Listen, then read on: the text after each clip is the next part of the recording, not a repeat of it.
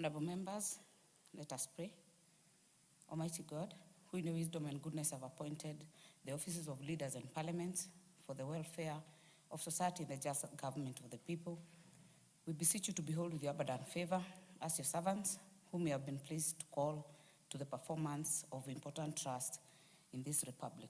Let your blessings descend upon us here assembled, and grant that we shall treat and consider all matters that shall come under our deliberation in so just and faithful a manner as to promote your honor and glory, and to advance the peace, prosperity, and welfare of our country and of those whose interests you have committed to our charge.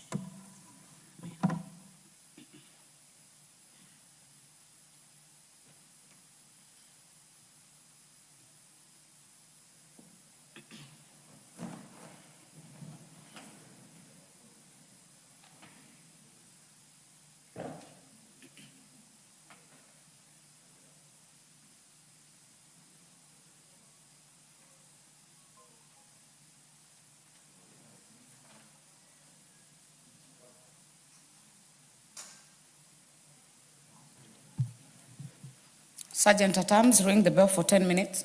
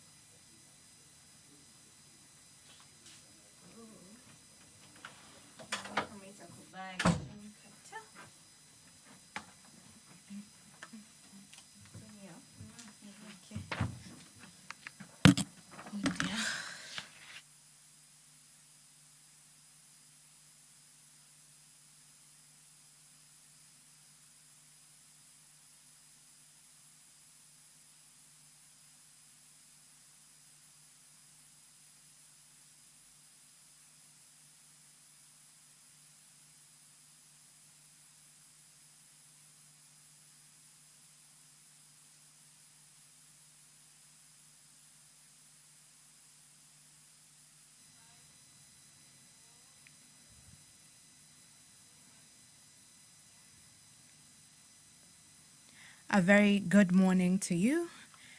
Welcome to the National Assembly. A very good morning to you. Welcome to the National Assembly proceedings. This is 1st of April, Wednesday, the morning sitting, and this broadcast is brought to you by the Parliamentary Broadcasting Unit in collaboration with the Kenya Broadcasting Corporation. In today's order of business, we have the Tobacco Control Amendment Bill, Senate Bill number 35 of 2024. This bill is sponsored by the Honorable Millie Odhiambo Mabona and co-sponsored by Honorable Samuel Atandi. Currently, we are having a quorum hitch. The Speaker has just called that the quorum bell be rung. And as you can see on your screens, the members are coming in. And as soon as the quorum is achieved, the proceeding will continue. In the order of business, again, we have the University Amendment number 5, that is the National Assembly Bill number 79 of 2023 by the Honorable Major Dong Gathero. And we have a second reading, resumption of debate, which was interrupted on Wednesday, March 11th, 2026, morning sitting. The balance of time was 1 hour and 42 minutes. The other bill that we'll be looking into is the Prevention of Livestock and Produce Theft Bill, Senate Bill number 12 of 2023. This is by the Honorable Rahim Dawood, who is the co-sponsor of this particular bill. As you can see on your screens again, if you're just joining us, we have a quorum hitch, and according to Standing Order 34, the Speaker has called that the quorum bell be rung for 10 minutes so that the members are able to come in for the proceedings to start. Back to the order of business in today's sitting, the morning sitting. We have the Basic Education Amendment Bill, that is National Assembly Bill number 3 of 2025, which is sponsored by the Honorable Anthony Oluoch. And we'll also have a second reading of the Penal Code Amendment Bill, National Assembly, Bill number 53 of 2024 by the Honorable Anthony Oluoch again.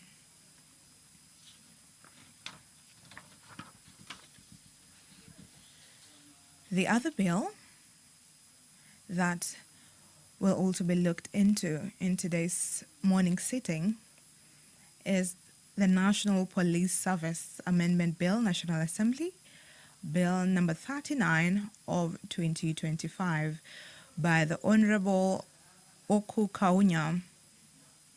And we will have a second reading of the Sustainable Management and Valorization of Organic Waste from Avocado Processing. This is by Honorable Mary Wamaua, MP. And just to keep you up to date with what it is about, it is that aware that according to the Kenya National Bureau of Statistics Economic Survey 2024, avocado farming and processing have expanded rapidly in Kenya, with national production reaching approximately 848,100 tons in 2024, up from 633,000 tons in 2023, valued at Kenyan shillings 29.5 billion. Murang'a County alone contributed about 200,999 tons, making it the leading avocado-producing county in the country. Further aware that residents of Murang'a County and other major avocado-growing regions have raised serious concerns over the improper disposal of avocado pomace, which produces a pungent odor, attracts mosquitoes, and poses significant public health and environmental risks. These conditions undermine the right to a clean and healthy environment guaranteed under Article 42 of the Constitution. Noting that avocado processing generates large volumes of organic waste, including peels, seeds, pulp, and pomace, which, when improperly managed, cause environmental degradation, water contamination,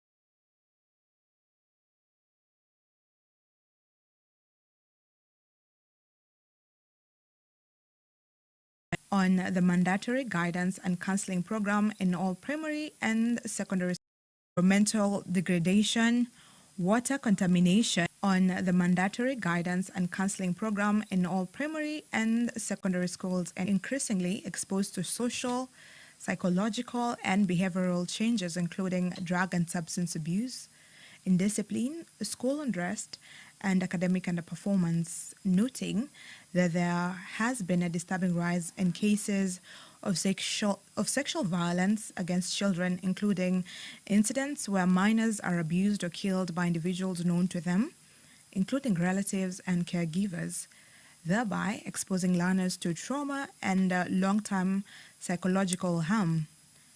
Further noting that many learners come from homes affected by domestic violence, family instability, economic hardship, and other social pressures that adversely affect their emotional well-being, safety, and concentration in school.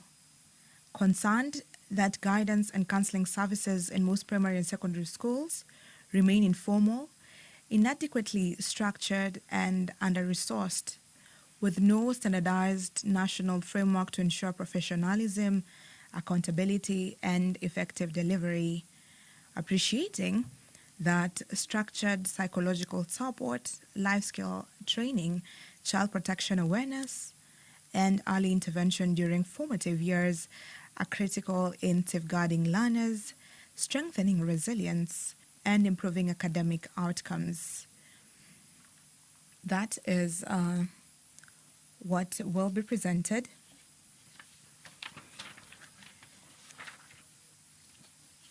Again, still in the order of today's business in the morning seating, we have motion 002 of 2026, policy to develop a structured engagement of National Youth Service graduates as security officers in government institutions.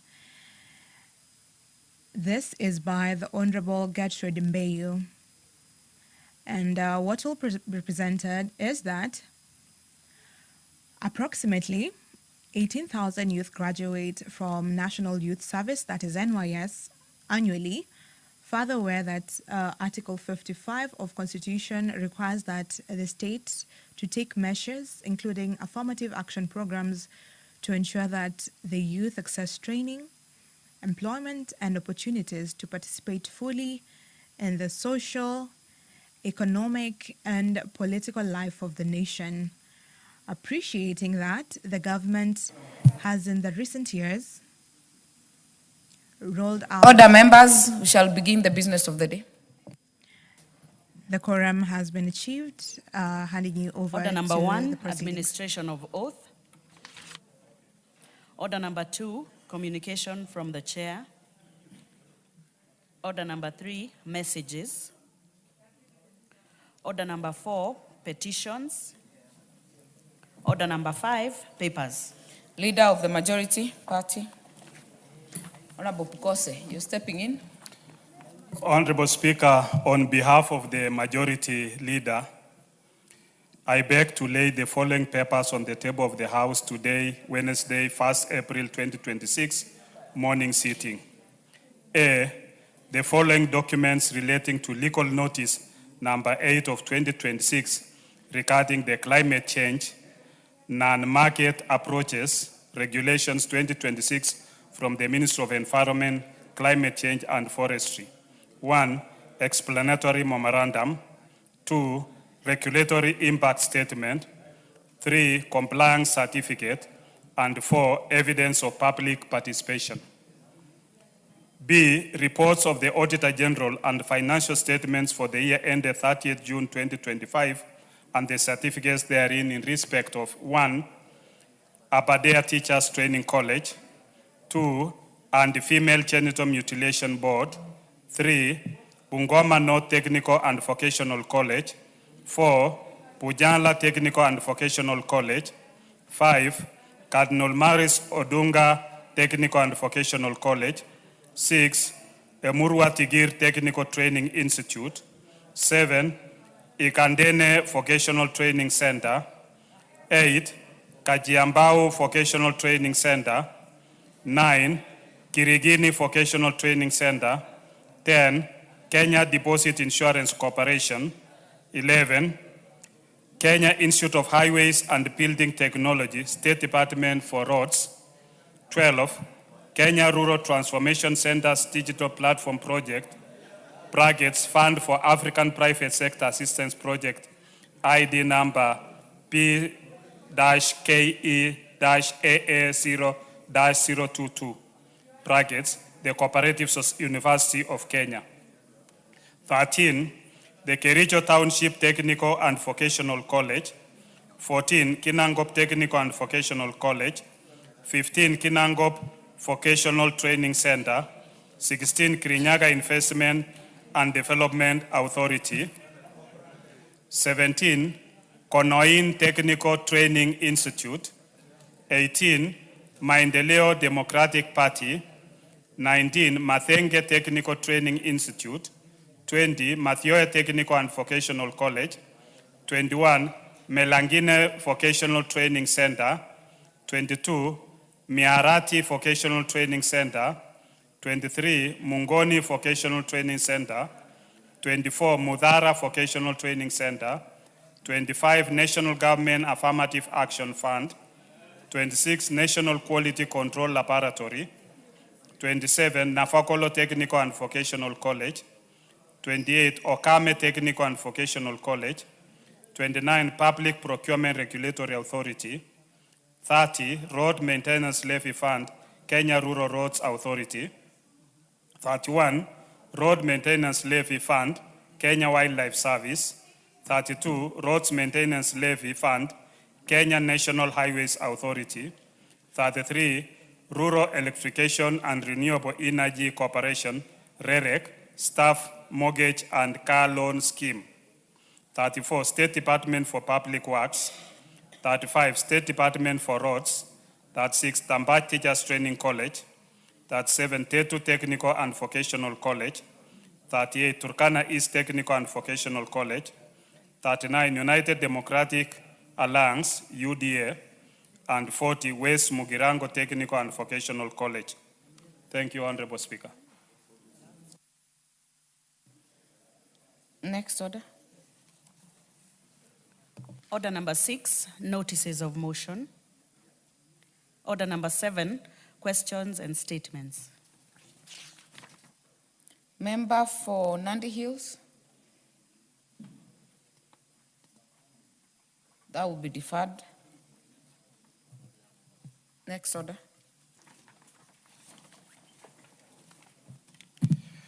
Order number 8, the Tobacco Control Amendment Bill, Senate Bill number 35 of 2024, first reading. A bill for an act of Parliament to amend the Tobacco Control Act to regulate electronic nicotine delivery systems, including electronic cigarettes and related products, and for connected purposes. Order number 9, the Universities Amendment number 5 Bill, National Assembly Bill number 79 of 2023, second reading, resumption of debate. This is an ongoing debate, honorable members. There was no member on the floor, so we'll just continue. Honorable member for Soy, are you on this? No? Which Order number 9, the Universities Amendment Bill. I don't know whether it is the member for Keses who is making you not follow the proceedings. Okay, I think, thank you, Madam Speaker. On the University Amendment, on the University Amendment Bill, Simba Numoja is busy interrupting me here. You realize that our universities, especially the public universities, are facing a lot of difficulties in terms of making sure they are afloat and making sure that within the management they are run in terms of giving value to our students. So it is high time that we pass this amendment bill that will address most of the issues that are bedeviling our universities, especially the bigger public universities. I know we are seated with the member for cases here, and there have been a problem in more university. And all public universities, University of Nairobi, University of Egerton, they are the same problems. And most of their problems emanate from the management structure. So I believe this amendment bill is going to address all those issues and make our universities run in a professional manner. For that, I support. Thank you. Honorable Rindikiri, are you on this? I can't miss something to say. Madam Speaker, I think this bill is coming at the right time. Why? Madam Speaker, we have seen at hand in many universities facing a lot of financial strains. Some of them have been investigated for mismanagement. Number 2, Madam Speaker, we have cases of admissions. Majority of the students are admitted to universities that they haven't made choices. Number 3, some of the students are admitted in private universities, and the government has not paid some of those universities. For example, Kenya Methodist University, the government owes that university close to 2 billion shillings. And there are so many other private universities that are facing financial problems because the government has not been able to release the funding.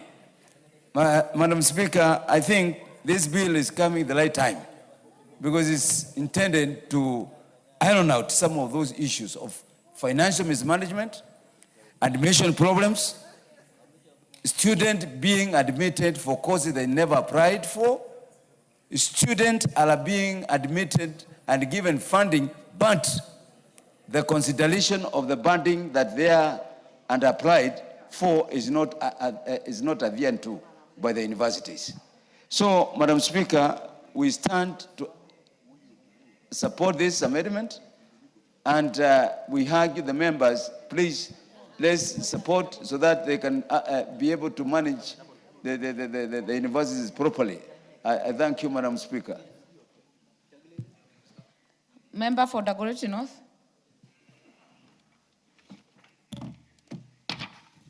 Thank you, Madam Speaker. I also rise to support. Madam Speaker, you realize that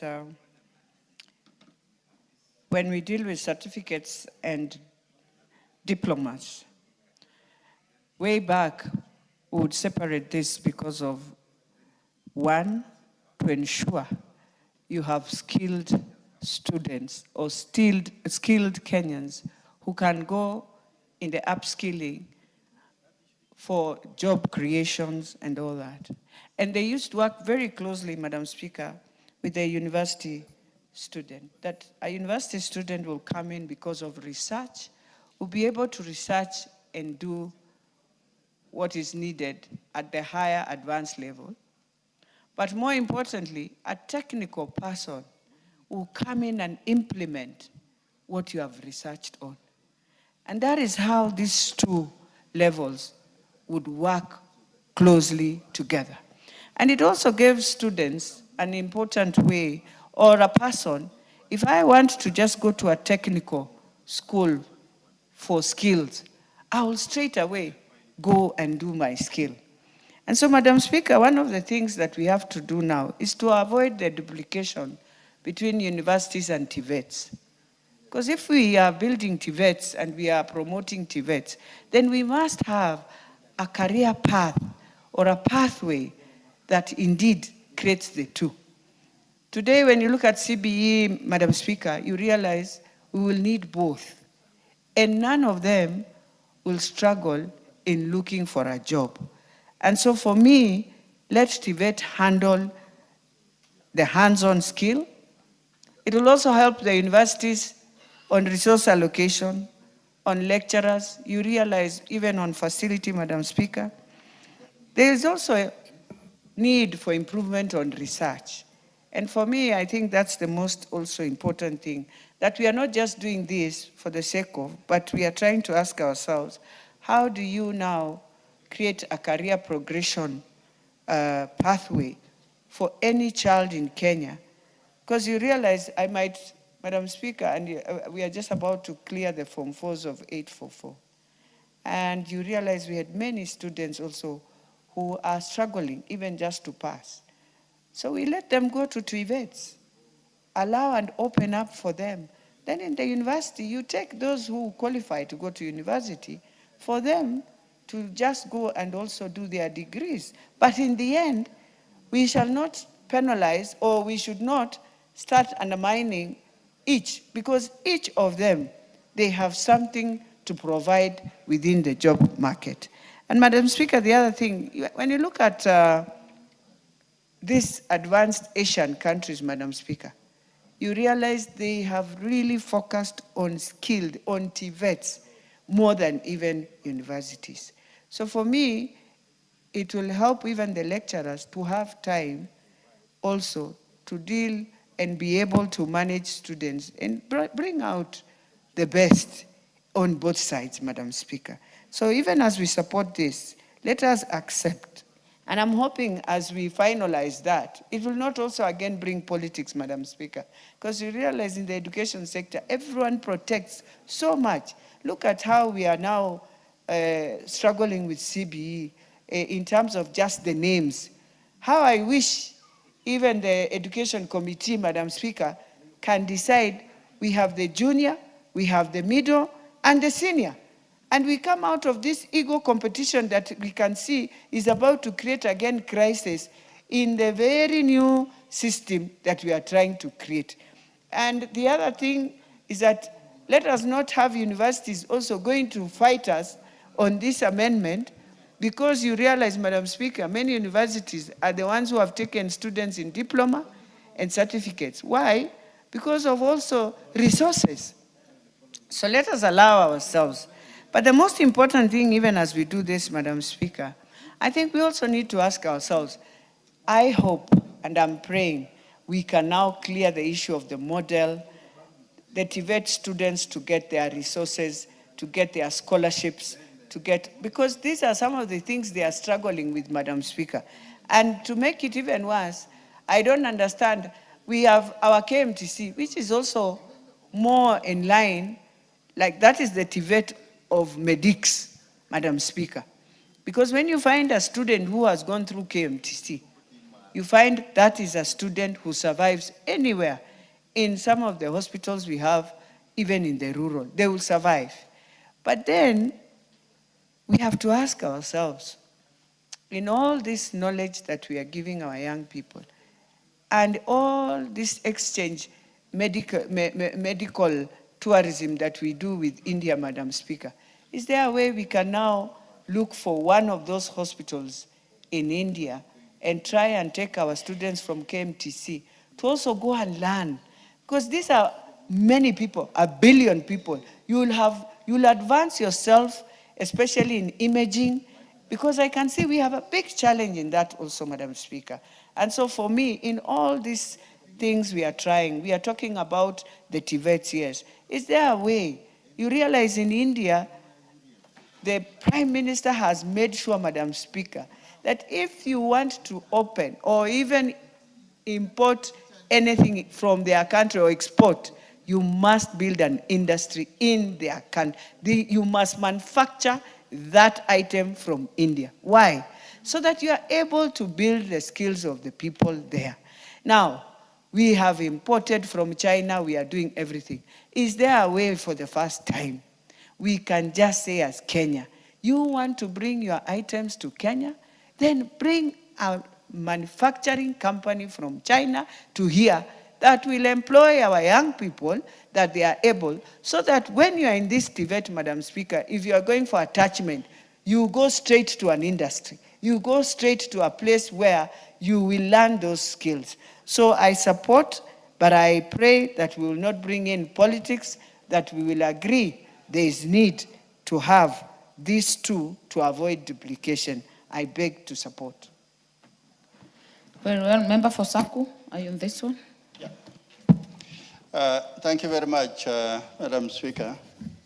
Madam Speaker, I rise to support this bill on various grounds. First, before the 80s and 90s, we used to have universities, and it was very clear what courses they were offering, and they were also offering university degrees. But I think after 90s, everything became a university. The Kenya Polytechnic, the Kiambu Institute of Science and Technology, RIAT in Rift Valley, Mombasa Polytechnic. The brain box of this country was the middle-level colleges. People who are going to Kenya Power, to medical training colleges, all around, those people who are hands-on, the people who actually industries could immediately snatch them and they start working on their own. But as soon as universities opened up the spaces, they also became very many. They found that for them to cobble enough money from the population is by offering everything and anything under the sun, certificates, diplomas.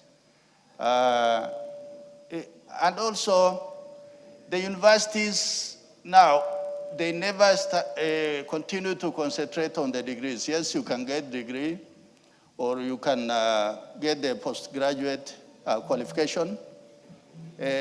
But because the numbers that come for diplomas and certificates, actually they outnumber those of degrees. With that, we were not even able to control the quality and the standards of our education. Today, we are not surprised when a young boy or a girl, you are told they are graduates, and they are not able to do the basic things that a young graduate is able to express.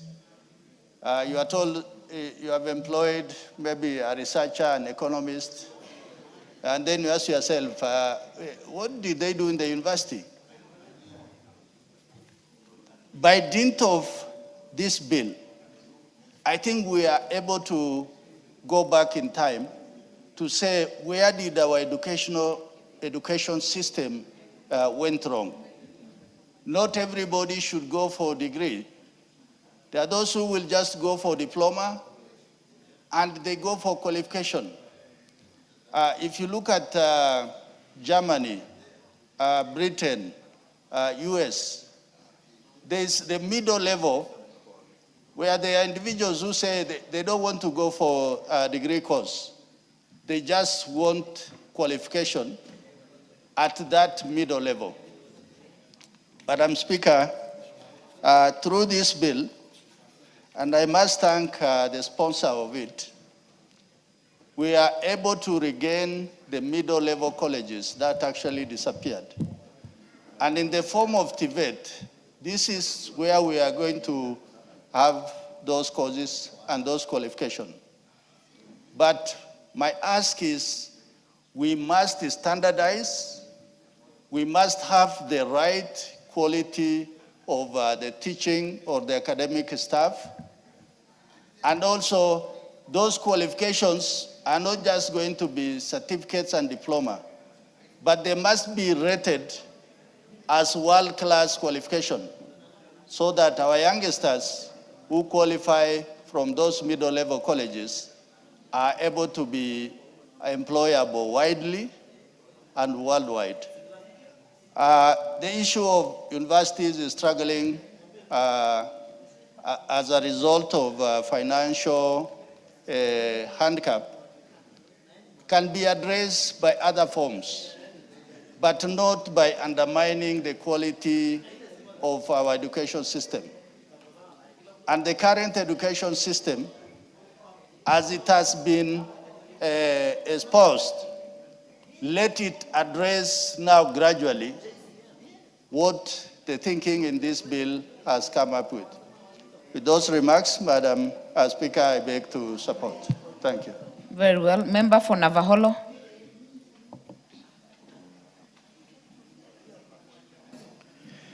Thank you, Madam Speaker.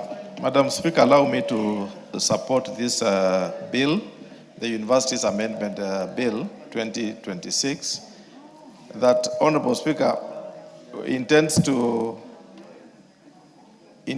amend the Act, Honorable Speaker, with respect to the universities offering certificates and diplomas. Honorable Speaker, looking at the intention of the Universities Act as it stands today, it is meant, Honorable Speaker, that universities are institutions that will offer higher learning and academic research. Honorable Speaker, when it comes to research, research is not just a walk in the park, Honorable Speaker. It's an investment in knowledge, an investment in equipment, or rather infrastructure, Honorable Speaker, that calls for really finding out solutions of either business or science-oriented, Honorable Speaker. And when you look at certificates being offered, Honorable Speaker, in universities, it means, Honorable Speaker, in the makeup of the TVET Authority Act, Honorable Speaker, these are hands-on professionals. These are professionals who are supposed to be artisans. These are professionals, Honorable Speaker, who are really the users of the academic knowledge that leaders or leaders of institutions have. And therefore, Honorable Speaker, by you doing certificates and diplomas in universities, you are introducing the academic nature of training of personnel into otherwise the persons that would be professionals in terms of artisanal workmanship. Therefore, Honorable Speaker, it defeats the logic for you to get a graduate of say, whatever discipline. I would not want to demean any discipline per se, But that person, Honorable Speaker, putting it like a medical engineer, Honorable Speaker, he would rather be at a degree level rather than, Honorable Speaker, being at a diploma level, undertaking studies in a university. Therefore, Honorable Speaker, it is a good cause that would want to limit the appetite of universities, Honorable Speaker, looking at just assembling in Kenyans in form of offering knowledge, so that, Honorable Speaker, the intention per se of universities is not to give knowledge when they bring on board certificates and diplomas rather than economic. What it drives them, Honorable Speaker, is that these people will pay them school fees or tuition fees. So that kind of idea demeans the original knowledge that we would want to have, Honorable Speaker. What is it that the TVETA is doing? When you look at, Honorable Speaker, plumbers, for example, in my own constituency, Honorable Speaker, you run around, you want a plumber, you not easily get them. Until when Navajo, Honorable Speaker, has now built a TVET, which is now training plumbers and diploma engineers who can easily now go to the field and work. Meaning, Honorable Speaker, they are meant to be hands-on individuals, persons who can now deliver at home what is trained, Honorable Speaker. Allow me to appreciate the current government, Honorable Speaker, with a push to make sure almost every sub-county, or rather every constituency, has a TVET, Honorable Speaker. Most of our sons and daughters have finished Form 4. They have gotten their D+, D+, C-, and they are not able to enter university for further studies. These are the brains, Honorable Speaker, that we use to take them to TVETA institutions so that they can now train as a hands-on at 1 year, 2 years, and maximum 3 years, offering very good knowledge they gain. Look at the issue of the affordable housing. Honorable Speaker, I was impressed in Kakamega when I met the Juakali person, the chairperson, talking to me, Honorable Speaker, of making 2,000 windows. This is not a graduate, Honorable Speaker. This is just a certificate holder in welding. This is somebody, Honorable Speaker, who is making a very good living out of this business. This is the knowledge we need, Honorable Speaker. And if you give a graduate, Honorable Speaker, a mechanical engineering graduate, is not able to compete with that artisan, because this is a trained hands-on. But, Honorable Speaker, a graduate mechanical engineer is an advanced knowledge that interprets what is supposed to come. So let's leave space for each other. The space is too big. Each one of us cannot fit in one room at the same time. The room can be accommodative to all of us, and the cake can be enjoyed by all of us. If we only allow sharing of knowledge, to what level do you have? Let's not say, I'm a mechanical engineer graduate, so I have to do what a diploma graduate can do. No, but let's be specific in training. The issue of taking up technical universities, Honorable Speaker, from technical colleges has ruined the specialities that we used to have. The people who could train, Honorable Speaker, as diploma holders in computer programming. These are people, Honorable Speaker, by the 90s, who are very genius, who could maneuver around and program anything, but could be oversighted by graduate computer engineers. Honorable Speaker, let us embrace this amendment and thank and appreciate my colleagues that this amendment is very much timely, so that we limit our universities to be centers of excellence. Honorable Speaker, we have a research fund. This fund is not being used properly. Let us embrace it so that, Honorable Speaker, good brains, let them do the research. We have Kenyans who are good in research. We have Kenyans who are good in politics. We have Kenyans, Honorable Speaker, who are good in everything. Whatever they do is their best. So let's leave universities to be centers of research. We support them in terms of finances. Let them research and develop for us. Look at what happened, Honorable Speaker, during COVID-19.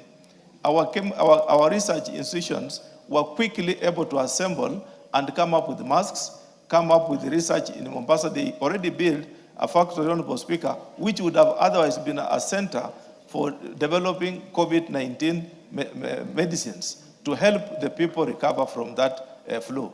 Meaning, Honorable Speaker, Kenyans are very capable. If supported, Kenya can be the best in the world if we support the research world. So we want those people who are good in academics, let's impress them and keep them at higher institutions in universities, but we don't mix the two in terms of pushing their flow. Thank you, Honorable Speaker, and I beg to support. Very well. Member for Endebess. Thank you, Honorable Speaker, for allowing me to make my contribution to the University's Amendment Bill. On the onset, I want to say, Honorable Speaker, that I support. The import of the amendment is that we are deleting universities offering certificates and diplomas and substituting it with the postgraduate certificates and postgraduate diplomas. What it means, Honorable Speaker, is that it means universities do not offer the basic certificate, neither do they offer the basic diploma. And therefore, universities should not be competing with the mid-level colleges to offer either certificates or a diploma. Because at the university level, you expect to get maybe from the level of tutorial fellows to junior lecturers, and senior lecturers. And therefore, at that level, it is possible to offer short courses, but those short courses should be offered to people who already have degrees or masters, so that somebody can do a postgraduate certificate, maybe in something, can do a postgraduate diploma in something, and that way it shows that the level is actually high. What happened is that when parallel program came in and universities went into commercial ventures, I think that is where we introduced the issue about universities now offering certificates, diplomas, and these are basic courses, which should not be that in that case. So this amendment bill, Honorable Speaker, is making it clean. It is putting the university where it belongs, so that universities should be able to offer postgraduate certificates, postgraduate diplomas, and make it to those, because you have people who could be working in offices. You have people who would be wanting to do short courses and improve on their level of education. Education is a continuous process. Increase even on their CBDs, continuous practice points. And therefore, this amendment by the House, Honorable Speaker, is a wise amendment. Looking forward, Honorable Speaker, I think one of the biggest challenges now is access to basic university education. And this is about banding. I was at home, Honorable Speaker, last week, and you have students who applied for the new funding model. And some of them from very poor backgrounds were placed into Band 5, and when they appealed, they were placed into Band 4. I think this is something that universities needs to, especially the joint admission board, needs to look back, so that these students who are, and they are spread all over the country, they should be able to look back and see that these students can be helped so that they don't drop out of university. Because when a student is admitted for a course, for instance, in medicine, and is from very poor background, you put him in Band 5. Where do you expect him to get money to pay the whole school fees? So I think this issue about the means testing is what is still not clearly addressed by the joint admission board, and we need it to be looked into so that students do not miss out. Also, when the cooks, which is admitting students for diploma and certificate courses, I think it is actually becoming a problem, because once a student has been admitted, the student qualified for a course like nursing or laboratory or even pharmacy, and is admitted to another course, something called emergency medicine and those other courses. This child is locked into that course. It cannot be able to appeal and change the course. I think the COOPS admission board should be able to look into this so that students are allowed to be able to revise and reapply for courses for which they intended to go and do. Honorable Speaker, these are very serious matters outside there. I know each and every member in this House are faced with similar challenges with their constituents, who either through the new funding model, they've been put into the wrong banding, or through coups, they have been admitted into a course in which they cannot be able to change. And I want to appeal to the coups admission board and also the University Joint Admission Board to be able to look into these very weighty matters so that our students cannot be disadvantaged in as far as acquiring education and advancing their careers. With those few remarks, Honorable Speaker, I support. Very well. Member for Sigowet, Honorable Justice Keme. Thank you, Madam Speaker, for the opportunity that you've given me to also add my voice to this very, very critical bill. From the onset, Madam Speaker, I wish to register my support for this amendment bill and to say it has come at the right time. We must admit, Madam Speaker, that as a nation, we made a mistake to scrap our technical institutions in preference for proliferation of universities. While I agree entirely that we must expand university education in this country, we cannot do it to the detriment of technical education or middle-level education.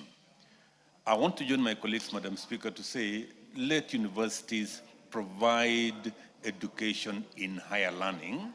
Let universities provide research that we so much need as a human race. And then we leave the certificates and the diplomas to middle-level colleges. Madam Speaker, it was sad to see, us changing even teachers training colleges to be universities. It was sad for us to see institutions like Kenya Science being, watered down from what it was doing previously. So, Madam Speaker, I don't want to go into what my colleagues have said, but I want to say universities in this country must confine themselves to providing degrees and postgraduate diplomas in their areas of specialization.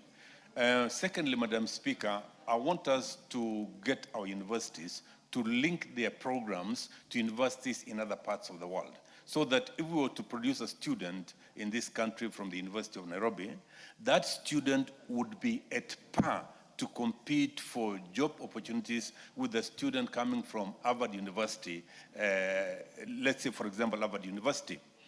Doing so, Madam Speaker, would be able to produce students that they can be able to migrate to other parts of the world and get their work done there.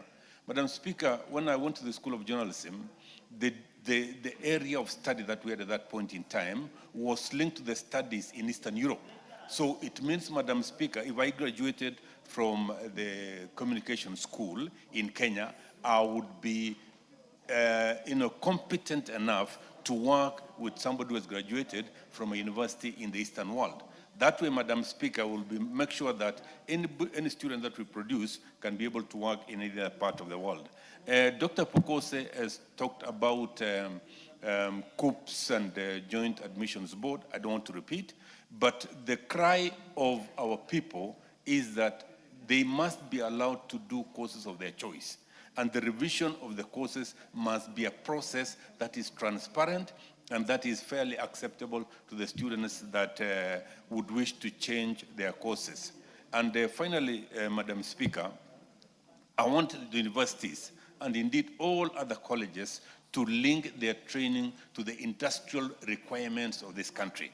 For example, if an industry producing plastics requires certain skills, then our universities must be able to link their curriculum to the requirements of that particular industry. If, for example, in agriculture, irrigation technology is required, then the universities must be able to link the training of agriculture in the institutions to the requirements of irrigation technology or biotechnology which we require to make sure that agricultural production in this country is increased and that productivity is increased. Madam Speaker, with those remarks, I beg to support. Thank you. Very well. Member for Nyeri Town, are you on this? Thank you, Madam Speaker. Madam Speaker, I have looked at this bill, and this bill does seek to bar universities from offering ordinary diplomas and certificates. But the Commission for University Education therefore retains the position of being the competent authority on postgraduate certificates, diplomas, and degrees.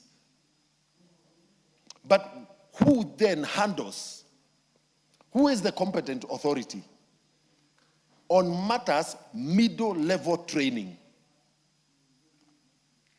Because we have the TVETA authority on one hand, on technical and vocational training.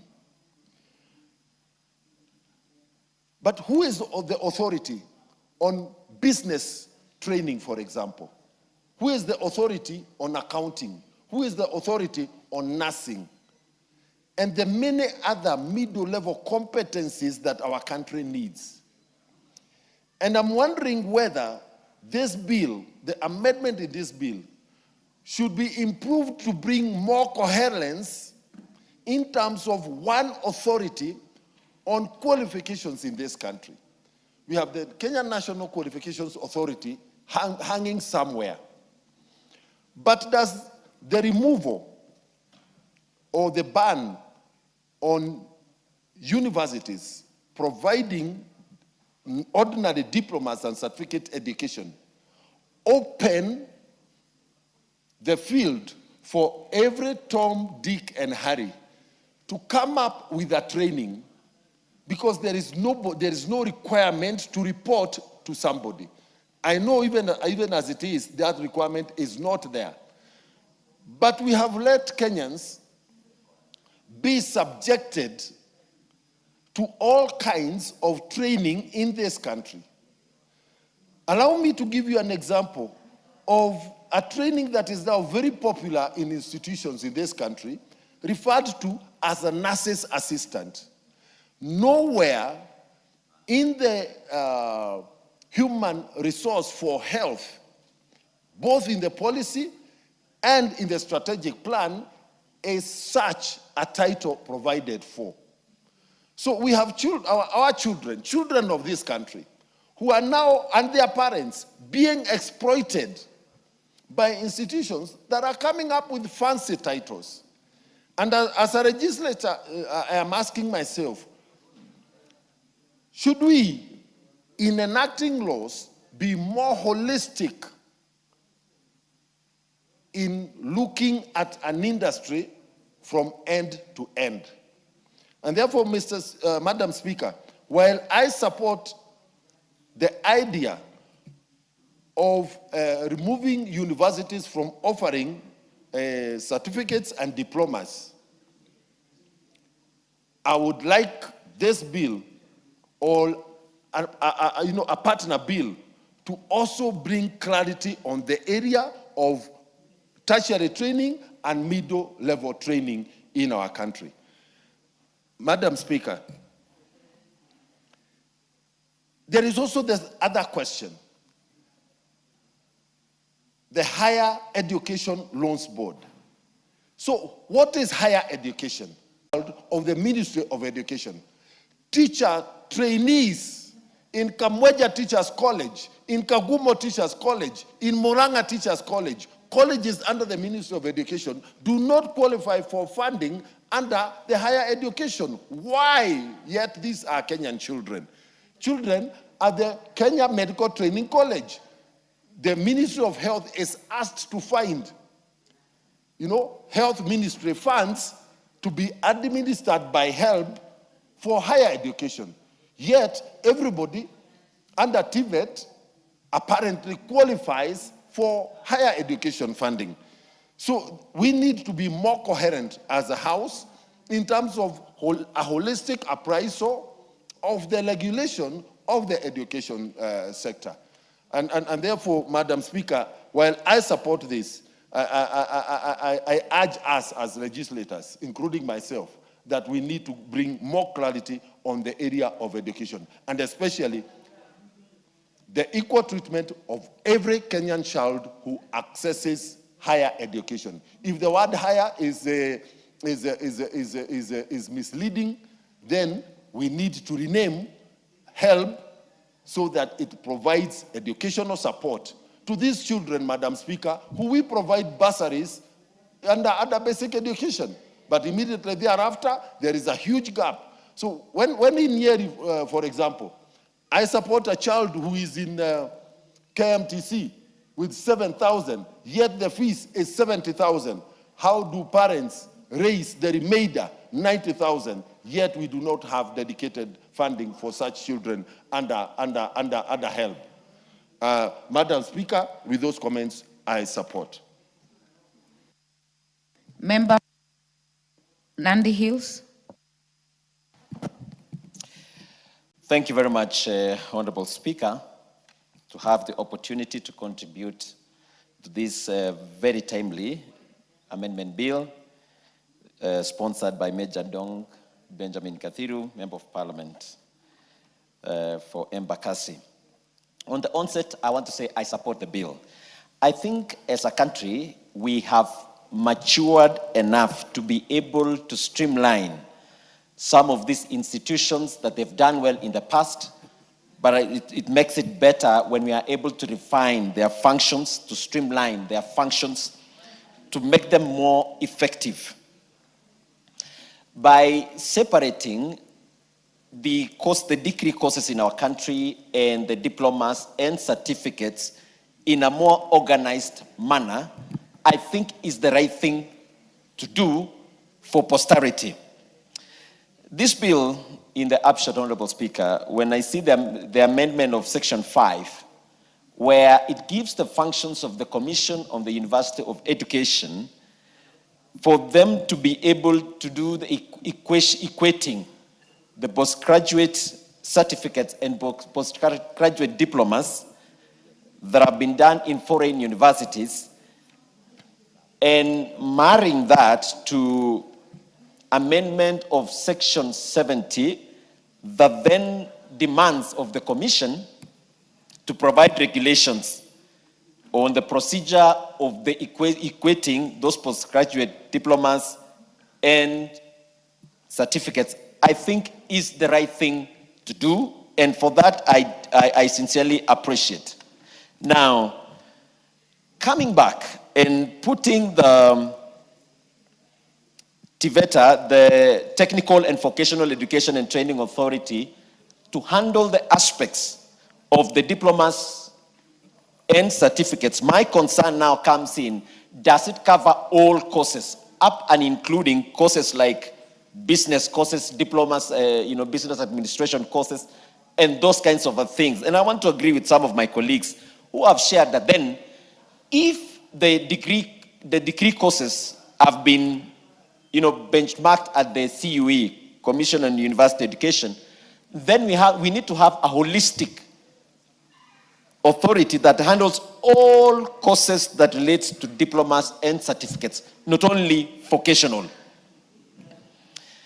Honorable Speaker, on the aspects of providing for students, the ongoing students, that then they will not be interrupted with the courses they are doing, I think is very good and timely, so that they can have the comfort of finishing the courses, their training they are going through without interruptions. I think it's very good. But I want to also give a proposal for the sponsor of this bill to consider as well, Honorable Speaker, that universities had invested a lot and they were making a lot of money by having these diploma courses, hinged in their institutions.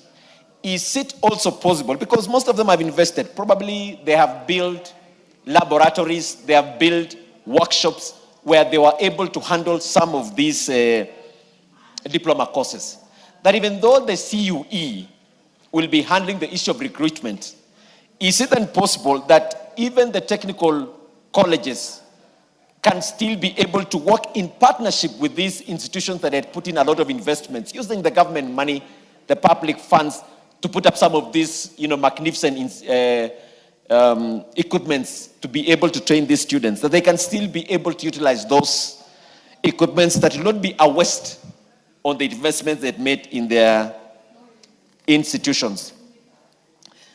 Honorable Speaker, the fact that the placement board now have been mandated that there shall be no placement of any students undertaking the diplomas and certificates in the universities is good, but it's because it provides direction. But I still say there must be a window of utilizing the infrastructure that had already been placed in these universities in the past, because they should not be left as elephant projects because of the funds that had been used in those places. So overly, I think it is timely, it is the right thing to do, it is progressive, and I therefore support it wholeheartedly, save for one of those two proposals that I've already put in place. Thank you, Honorable Speaker. Very well. Member for Marsabit, Honorable Ako. She's stepped out. I do not see more interest in this bill.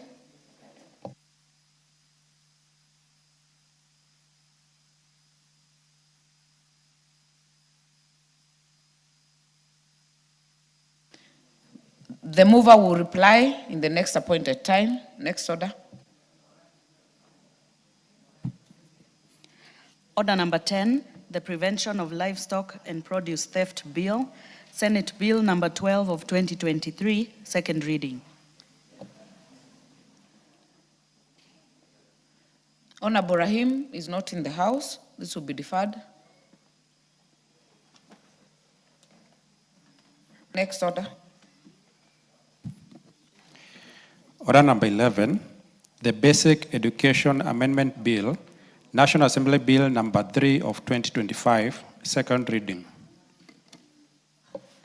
The mover of this bill is Honorable Tom Anthony Oluoch. He's not in the house. Be deferred to the next sitting. Next order. Order number 12, the Penal Code Amendment Bill, National Assembly Bill number 53 of 2024, second reading. Similarly, by Honorable Member for Mathare, will be deferred to the next appointed sitting.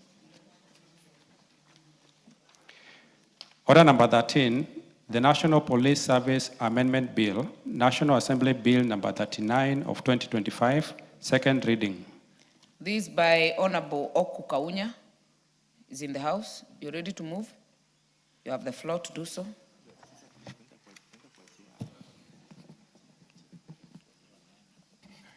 Thank you, Honorable Speaker.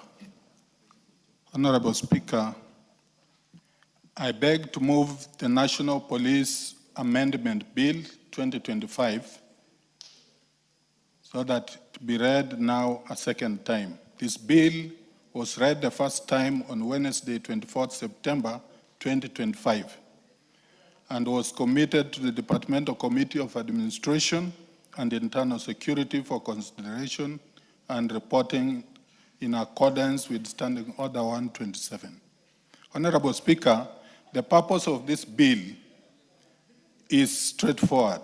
It seeks to amend the National Police Service Act to introduce an upper age limit of 60 years for persons appointed as Inspector General and Deputy Inspector General of Police. It also seeks to provide clarity in the tenure of the Deputy Inspector Generals by introducing a one-term limit of 5 years, an area where the law is currently silent. Honorable Speaker, this bill is important because these are not ordinary officers. The Inspector General and the Deputy Inspector General carry immense responsibility. They are required to make quick, high-stakes decisions, respond to complex security challenges, and provide steady leadership in the entire National Police Service. These roles demand not only experience, but also a high level of physical and mental resilience. The bill, therefore, seeks to ensure that those entrusted with such a responsibility are able to meet these demands, while at the same time allowing room for succession planning and renewal within the service. Honorable Speaker, Article 245 of the Constitution establishes the office of the Inspector General, who is appointed by the President with approval of Parliament for a single term of 4 years and is not eligible for reappointment. The Constitution also provides that each of the two police services, that is the Administration Police Service and the Kenya Police Service, shall be headed by a Deputy Inspector General appointed by the President on recommendation of the National Police Service Commission. However, Honorable Speaker, neither the Constitution nor the National Police Service Act sets out a clear term limit for the Deputy Inspector General. In practice, they often serve based on contractual terms, usually around 5 years, unless removed in accordance with the law. The bill, therefore, seeks to provide a clear and predictable framework for the tenure of the Deputy Inspector Generals. Honorable Speaker, it is worth noting that the Inspector General and Deputy Inspector General are state officers. Generally, state officers do not have a fixed retirement age. However, our law recognizes that for certain critical offices, limits are necessary to promote efficiency, accountability, and orderly transition in leadership. For example, judges retire at 70 years, with an option to retire at 65. The Chief Justice serves for a maximum of 10 years or until retirement, whichever comes earlier. Similarly, within the Kenya Defense Forces, the Chief of the Defense Forces and service commanders serve for a single term of 4 years or retire upon attaining mandatory retirement age, whichever comes first. This has helped to ensure predictability and smooth succession at the highest levels of command. Honorable Speaker, comparative experience from other jurisdictions also points in the same direction. In South Africa, for example, the retirement age for members of the police service, including the National Commissioner, is 60 years. In India, every government servant, including the Director General of Police, retires upon attaining the age of 60 years. These examples show that setting an age limit for top police leadership is not an unusual, rather it is consistent with global practice. Honorable Speaker, I wish to clarify that this bill is not intended to target the current holders of the office. It is a policy measure meant to strengthen the institutional framework of the National Police Service. If enacted, it will apply prospectively and will not affect the current holders of the office necessarily, especially the Inspector General and Deputy Inspector Generals. The Constitution itself protects the 4-year term, and the Inspector General 4-year term which the Inspector General serves, and the protection remains untouched. Honorable Speaker, this bill is about ensuring strong, effective, and forward-looking leadership of the police service. It seeks to balance the value of experience with the need for renewal and provide clarity where the law currently is silent. Honorable Speaker, with those few remarks, I beg to move and request Honorable Russell to second. Thank you.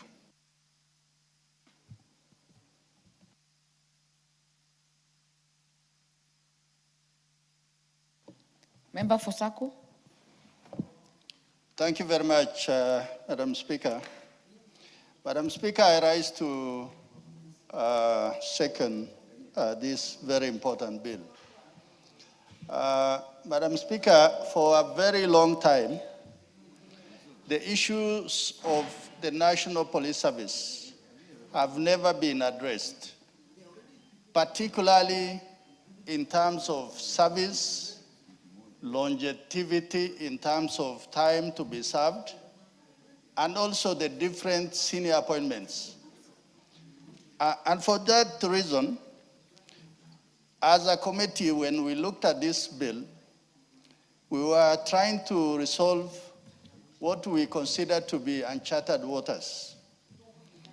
Because before now, many were afraid to address what has remained contentious and also a cause of contestation within the National Police Service.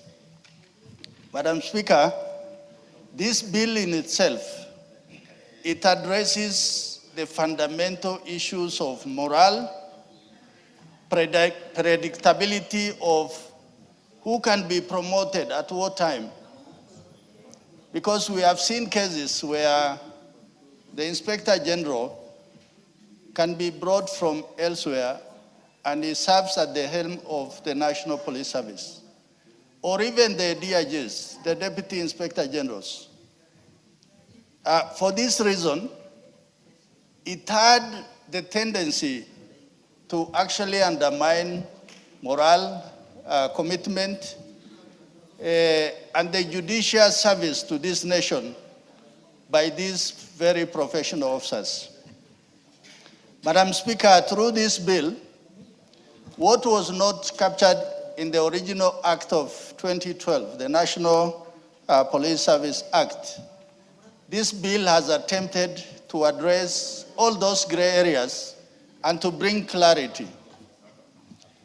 Having come from the Kenya Defense Forces, the reason why Kenya Defense Forces are a very stable institution, but also a clear bureaucracy, is because they have laid down particularly the issue of hierarchy.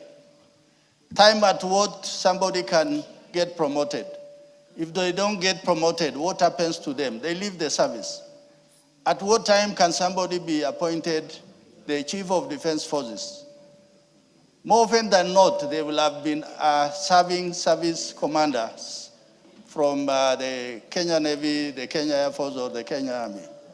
So, what as a committee, and I must thank Honorable Oku Kaonya, that we have attempted to bring out clarity that somebody who will be an IG is likely to be somebody who potentially has been the head of the General Service Unit, the Administration Police, or the Kenya Police Service.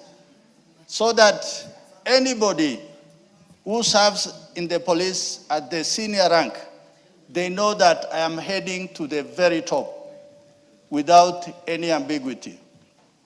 Madam Speaker, the issue of correction in terms of age limit, even in the last appointment of the IG, there are people who are saying, oh, this IG is above the age of this and that.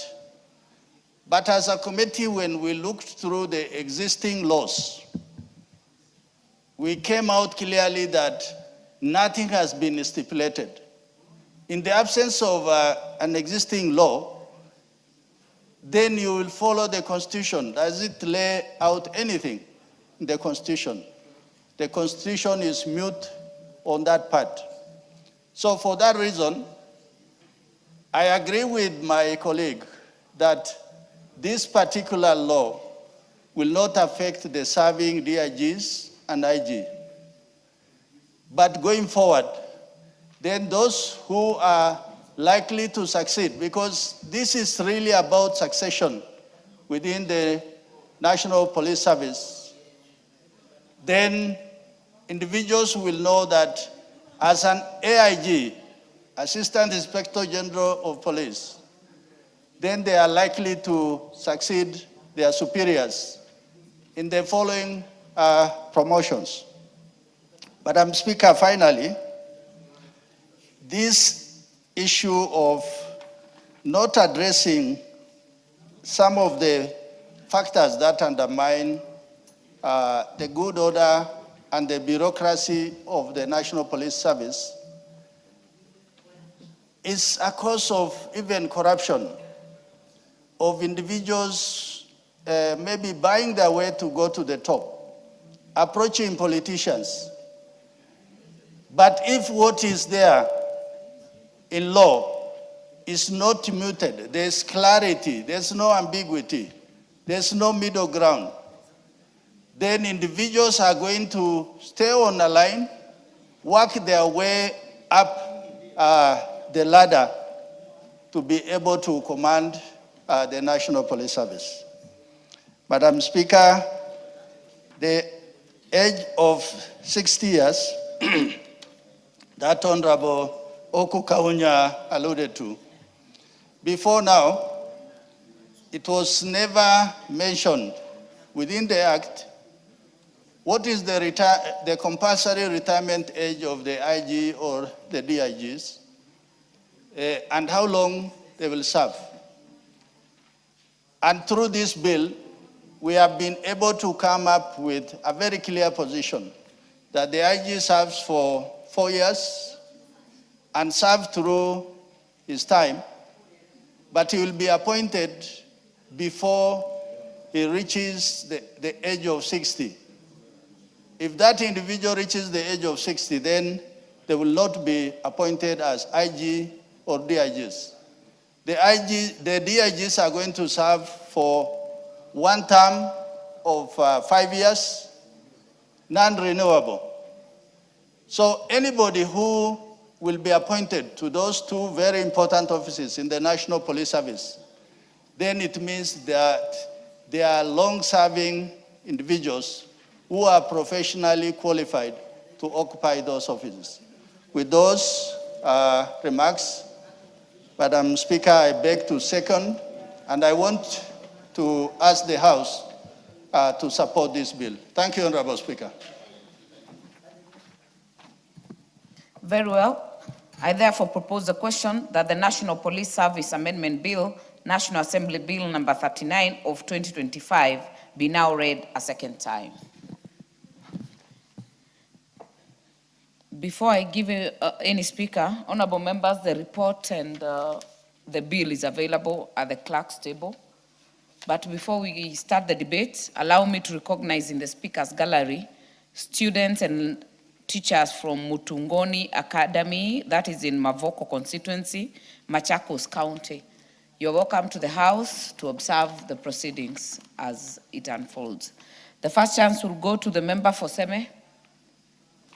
Honorable Nyikal. Thank you, Madam Speaker. Madam Speaker, I rise to support this bill. I support this bill because in reality, in the maintenance of law and order, in the whole issue of governance, in the whole issue of integrity, there are two institutions that are critical. One is the institution of the National Police Service, and one the institution of the Judicial Service. If those two do not work, or there are doubts in their performances, all other efforts amount to nil.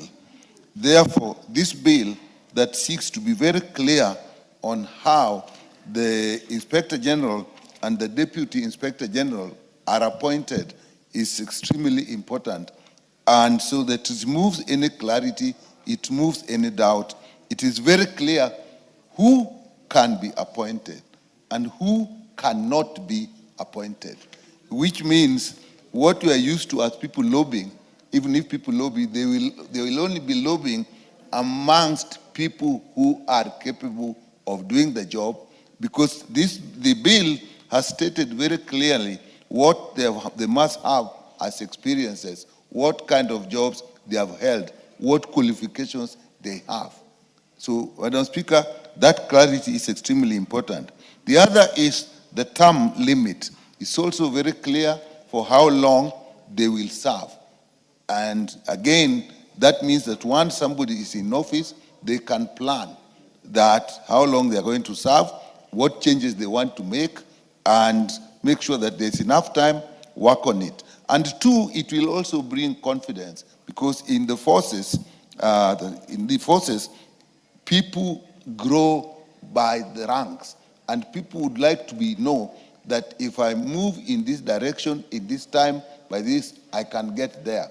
And if then it's not clear how long people are going to stay in office, and it's left to the vagaries of politics and other issues, then the officers lose morale. And there's nothing worse than in the police force, as I said also in the judicial, that people do not feel like there's a future for them in the service, that however hard they work, they'll not get anywhere. When people get to that and they take I don't care attitude, the suffering is actually great. I always say, Madam Speaker, that those two institutions, we can talk about integrity, we can talk about corruption, but if those two institutions, the National Police Service and the judicial system, do not work, all is lost. Therefore, this bill comes at appropriate time. Madam Speaker, what I would then say that it has set out who should not be, it has set out the term, and it has indicated when you cannot be. But what probably is not here that then we will have to look at seriously in the whole of the police service is the progression of people. Because if again, at the lower levels, people do not progress as designed in time, so that a lot of people also reach the limit before they get there, then another despondence will come where people know that people can delay, and when people get to maybe 58, 59, and they know they are still far down, even as early as 50, and they see people ahead of them, the crowd ahead of them, the line ahead of them, and they know that there's an age limit, then again you are going to see despondence and people not working in line. With that, Madam Speaker, I support the bill, but what I think we look at in the structure of the National Police Service, I think in the armed forces, I think they have managed to actually make sure that at every stage, you can stay at that stage for just a fixed period of time. That means you move quickly, and therefore people have hope that I can get to the top as I'm moving. And my movement at the lower stages are also timed. If we only time and put a limit at the top, we are likely to have chaos in the lower cadres if the movement are also not equally coordinated. With that, Madam Speaker, I support this bill. Honorable Indikiri. Thank you, Madam Speaker. I join to support this bill. From the practice, the retirement age of civil servants is 60 years. Based on that, it is important that we align the police force with the same requirement. Madam Speaker,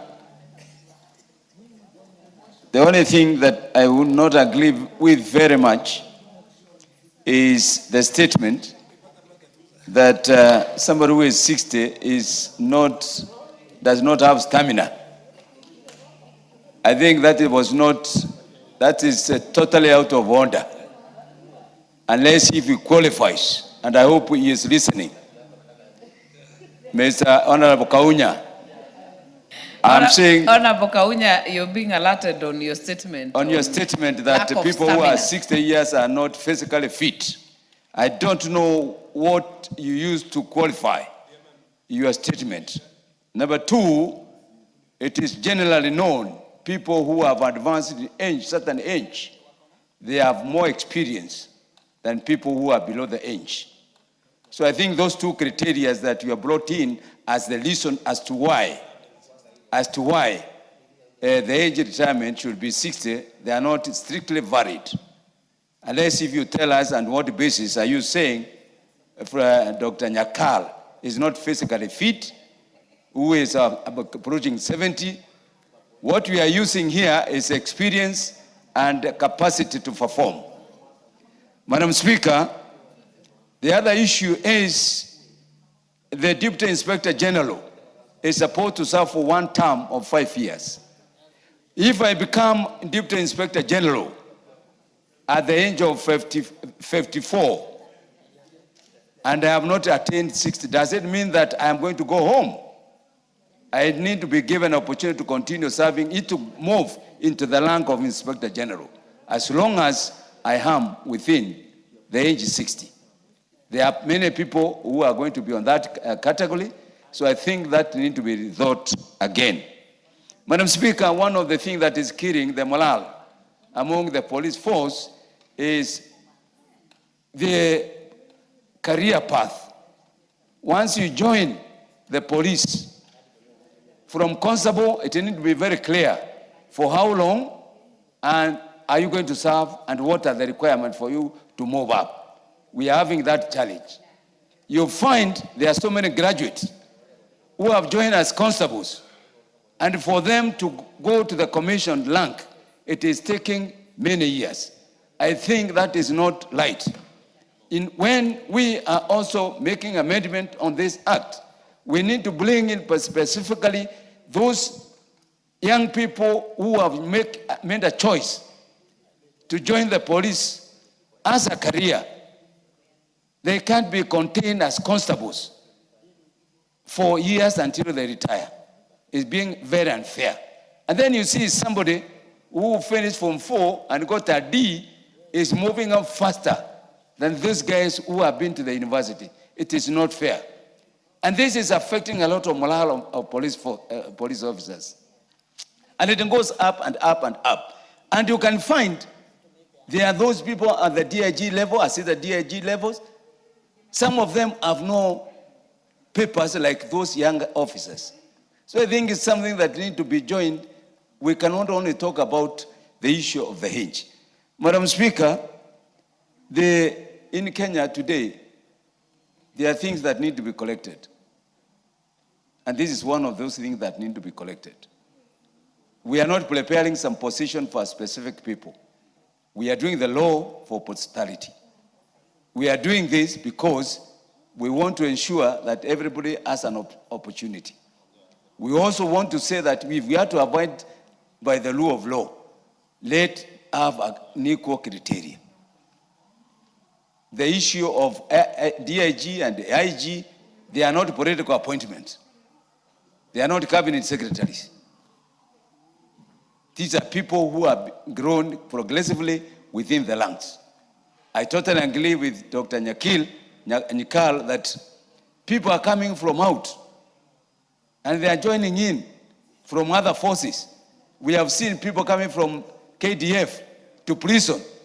We have seen even people coming from KDF to police. But we have never seen the other way around. Let's be fair to the police force. Let's do the right things. Let's ensure that we pass the law that is going to create confidence and motivation for our young people to choose police force as their career. I thank you, Madam Speaker. Member for Navaholo. Thank you, Honorable Speaker. Honorable Speaker, allow me to, on the onset, support this bill by this great member of Teso North. Honorable Speaker, allow me to also inform the House that the member for Teso North is a career police officer, or rather public servant, who has served in the administration side and who understands, Honorable Speaker, when he talks of this kind of a bill, or he brings such a bill, he is doing so out of experience, out of what he might have gone through before he joined the Assembly.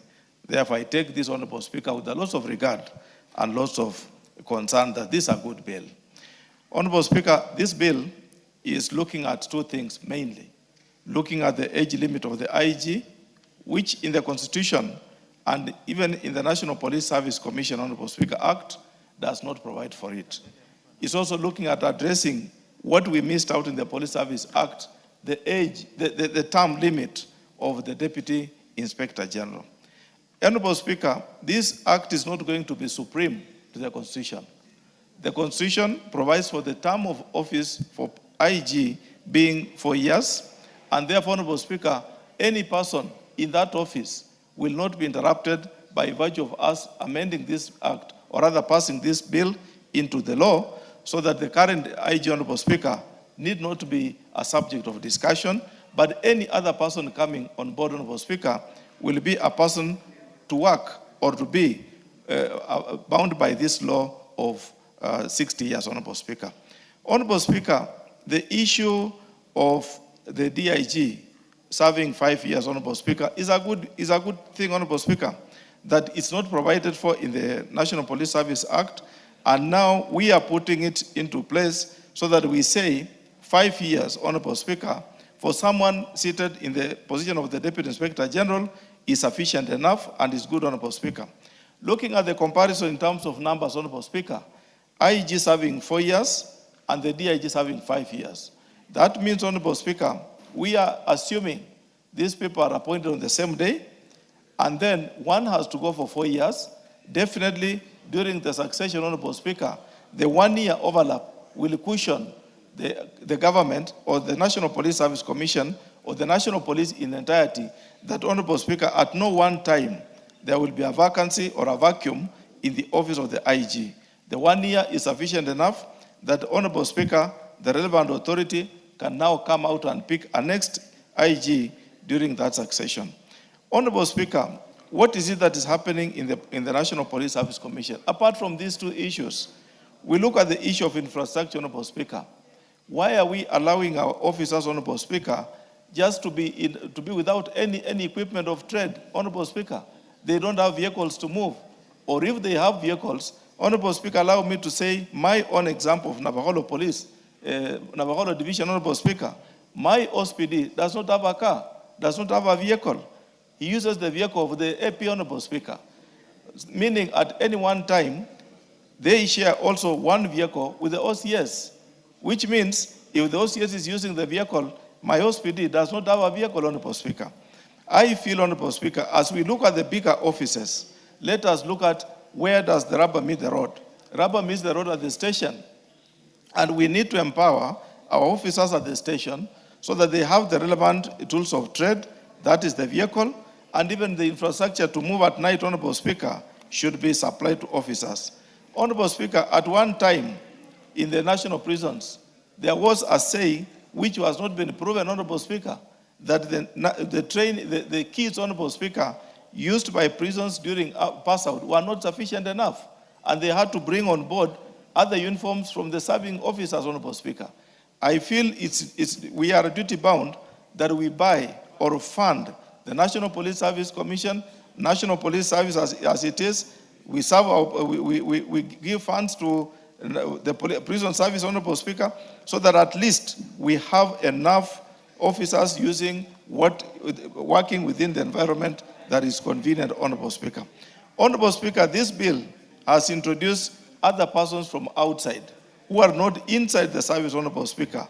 Allow me to join Honorable Nyikal and feel that at the right time, Honorable Speaker, these amendments should be polished so that we only have officers in the relevant unit, in the relevant services, Honorable Speaker, attaining this high rank. Let's not introduce persons from external bodies to come and head the institution.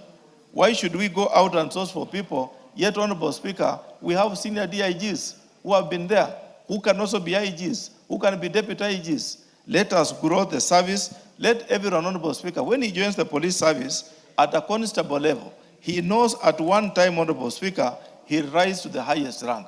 There is always competition to achieve and attain one's obligation. Honorable Speaker, any member of Parliament, any member joining this House, the destination, Honorable Speaker, is to become a president of this country. That's the apex of the political administration in terms of political arm, Honorable Speaker.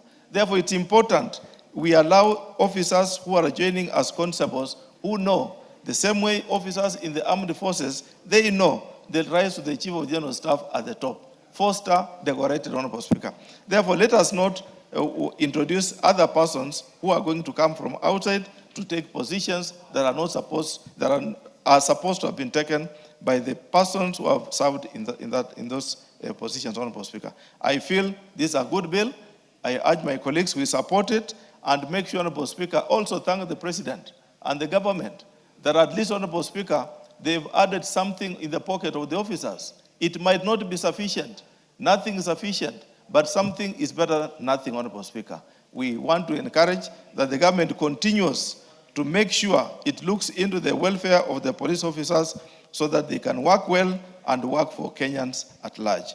Thank you, Honorable Speaker. I support this bill. Well, member for Kiamba. I can see the Kamukunji. You killed the Kamukunji for Kiambu.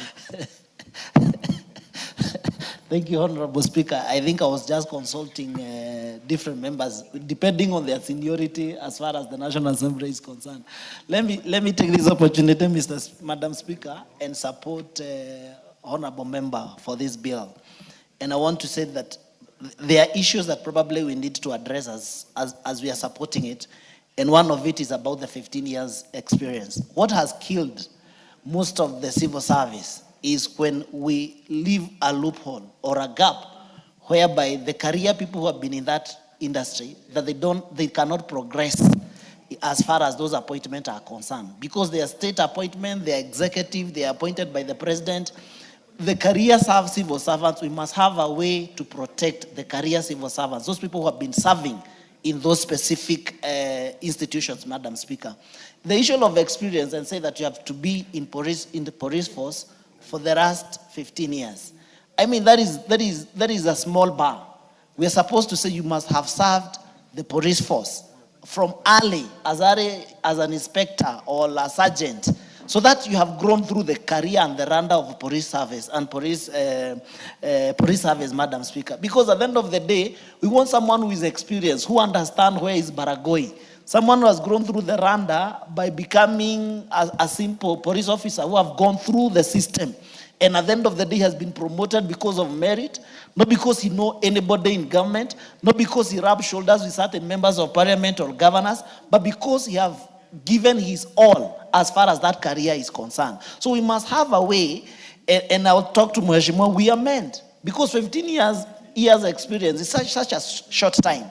There should be even 30 or 35 years of experience, so that the person you're putting in charge of security has served probably in the Kenya Police Service, have grown the rank, he has become an OCS, he has become an OCPD, he has become a county commander, and he has gained experience through the system. So the moment he sits in the seat up there, he understands what happens in my smallest police division. I'm at the section of police, whether it's a police post. He understands what normally goes on in that police post. If you tell him we have a challenge to deal with thieves because we are not mobile, we don't have vehicles, we don't have guns, he can be able to relate with whatever is going on. And I've seen it, Madam Speaker, and I think something must be done, because you realize someone has been out of the country, he comes and apply because we have put the bar so low that we only need 15 years experience. You must have served maybe in any criminal. I have seen that you have served probably in being a lawyer, or you have been in any criminal or any degree in criminology or security or sociology. It is totally different from what happens on day-to-day activities of the security sector within the Republic, Madam Speaker. So we must make it sure that we protect and also entice the police officers knowingly. If they serve genuinely and honestly, they don't have to know anyone, as far as they can be able to grow the randa of the police as police officers to become Inspector General. It is simple, but we must also we are killing the morale of these people, especially career civil servants. I saw the other day an advert was done for KRA commissioners, people who don't even know how to correct revenue, people who don't even know the challenges that they face. how to correct revenue. They're the one who comes to be in the helm of the KRA as a commissioners, and they're the one now correcting and telling us how we are going to be correcting this revenue. You must understand the system before you become the minister, or probably before you become a CEO, so that when you are given a target, you know which model am I going to apply. Because I've been serving in Boda, I've been serving in Garissa, I've been serving in Wajir. When there are charges coming from that area, as an Inspector General, you are able to understand what is going on within the Republic. But probably we are appointing people who have no clue where is Wajir, because they have never served within that terrain. They have no clue where is Kiamba, because they have never been able to move from one section to the other as far as those careers are concerned. So, Madam Speaker, we must raise the bar. We must protect career civil servants. Those people who have grown through the Randa, they became sergeant, armor cracks, they became officers, police officers, and they went to the field. That's how they were appointed. And they have grown the Randa, and now they have become the police officers or the Inspector General of Police Officers. That one we must, as the bill progresses, we'll bring an amendment so that at least we try to see how do we protect anybody who serves within the service, within the police service, Madam Speaker. Number two, I agree. As long as your retirement comes fast and you have been appointed as Inspector General of Police, you should go home, because any reader should be able to make sure that he has raised another generation to take over after them. There is no way you can tell us you have the monopoly of experience as far as career civil servant, or as far as, because you are now the Inspector General and you cannot retire before. If you are retiring at 60 and you have been appointed 2 years to retirement, the moment what comes first, if it is your retirement, you retire. We can be able to promote and to appoint another person within the rank of the police, Madam Speaker. So there must be a way also. We are, as long as the defense, the judiciary, they are using the same model, why not the police? And you cannot tell us that you're the one who have the monopoly of experience as far as, managing the security sector of this country, making sure that you manage what is going on within the police force. You are not the only person who has the monopoly of experience. We should make sure we have other people lined in case. Madam Speaker, we must also agree, there is also the call of nature. Things happen. You might even die. Does that mean we will not have another Inspector General of Police because something has happened? No. So what comes first, I support Mheshimiwa. If it is your retirement that comes first, retire. If it is one term that you are supposed to be an Inspector General for one term, and then your heir end when you are 59 years, then you go home, we appoint another Inspector General of Police or another Deputy Inspector General of Police. But my issue, Madam Speaker, is that we must protect career civil servants. We must encourage them that it is beneficial for you to be a career civil servant, supporting the government, offering your entire life because of the government and the public service. We must make sure that even if we are going to appoint on merit, and that is a notion that people say it is merit, but we know sometimes for you to get such position, you must know who is who in this country. So we must also make sure we protect career civil servants, so that by the time those positions becomes vacant, someone can be able, you just only need to present your CV and you get appointed without knowing who it is who as far as this country is concerned, Madam Speaker. There are many issues that the police need to address, and I have heard Mheshimiwa also mentioning some of them. The issue of, because the performance of security, it has other attributes, especially as far as the movement is concerned, the issues to do with the vehicle. We have been talking about this for a very long time. And I think we are just about to approach the election whereby even the police, they don't have enough vehicles to be able to facilitate and to be able to move around and make sure that there is smooth election. And number two, to make sure that they are also mobile, even in terms of fighting criminals, fighting Al-Shabaab and doing all those things. We have been setting a budget. And Chair Security will confirm, because I sit in the budget committee. Every single month, every single budget, we have been setting aside money for modernization.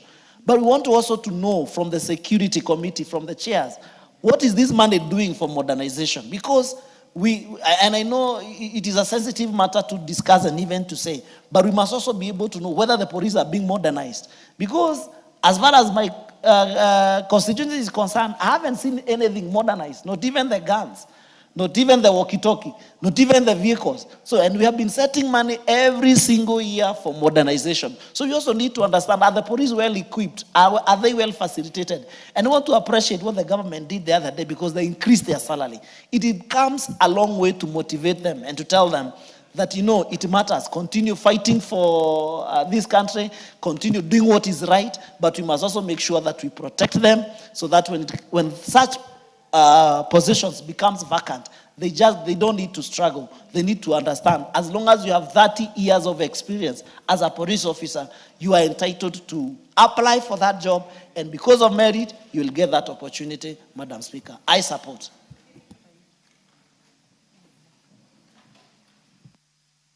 Thank you, Honorable Kawanjiko. The Honorable Maina Madenge, member for Nyeri Town. Yeah, thank you, Madam Speaker. Madam Speaker, I stand to support this bill. However, Madam Speaker, while the idea of protecting career police officers is good, and also opening up space for the younger ones,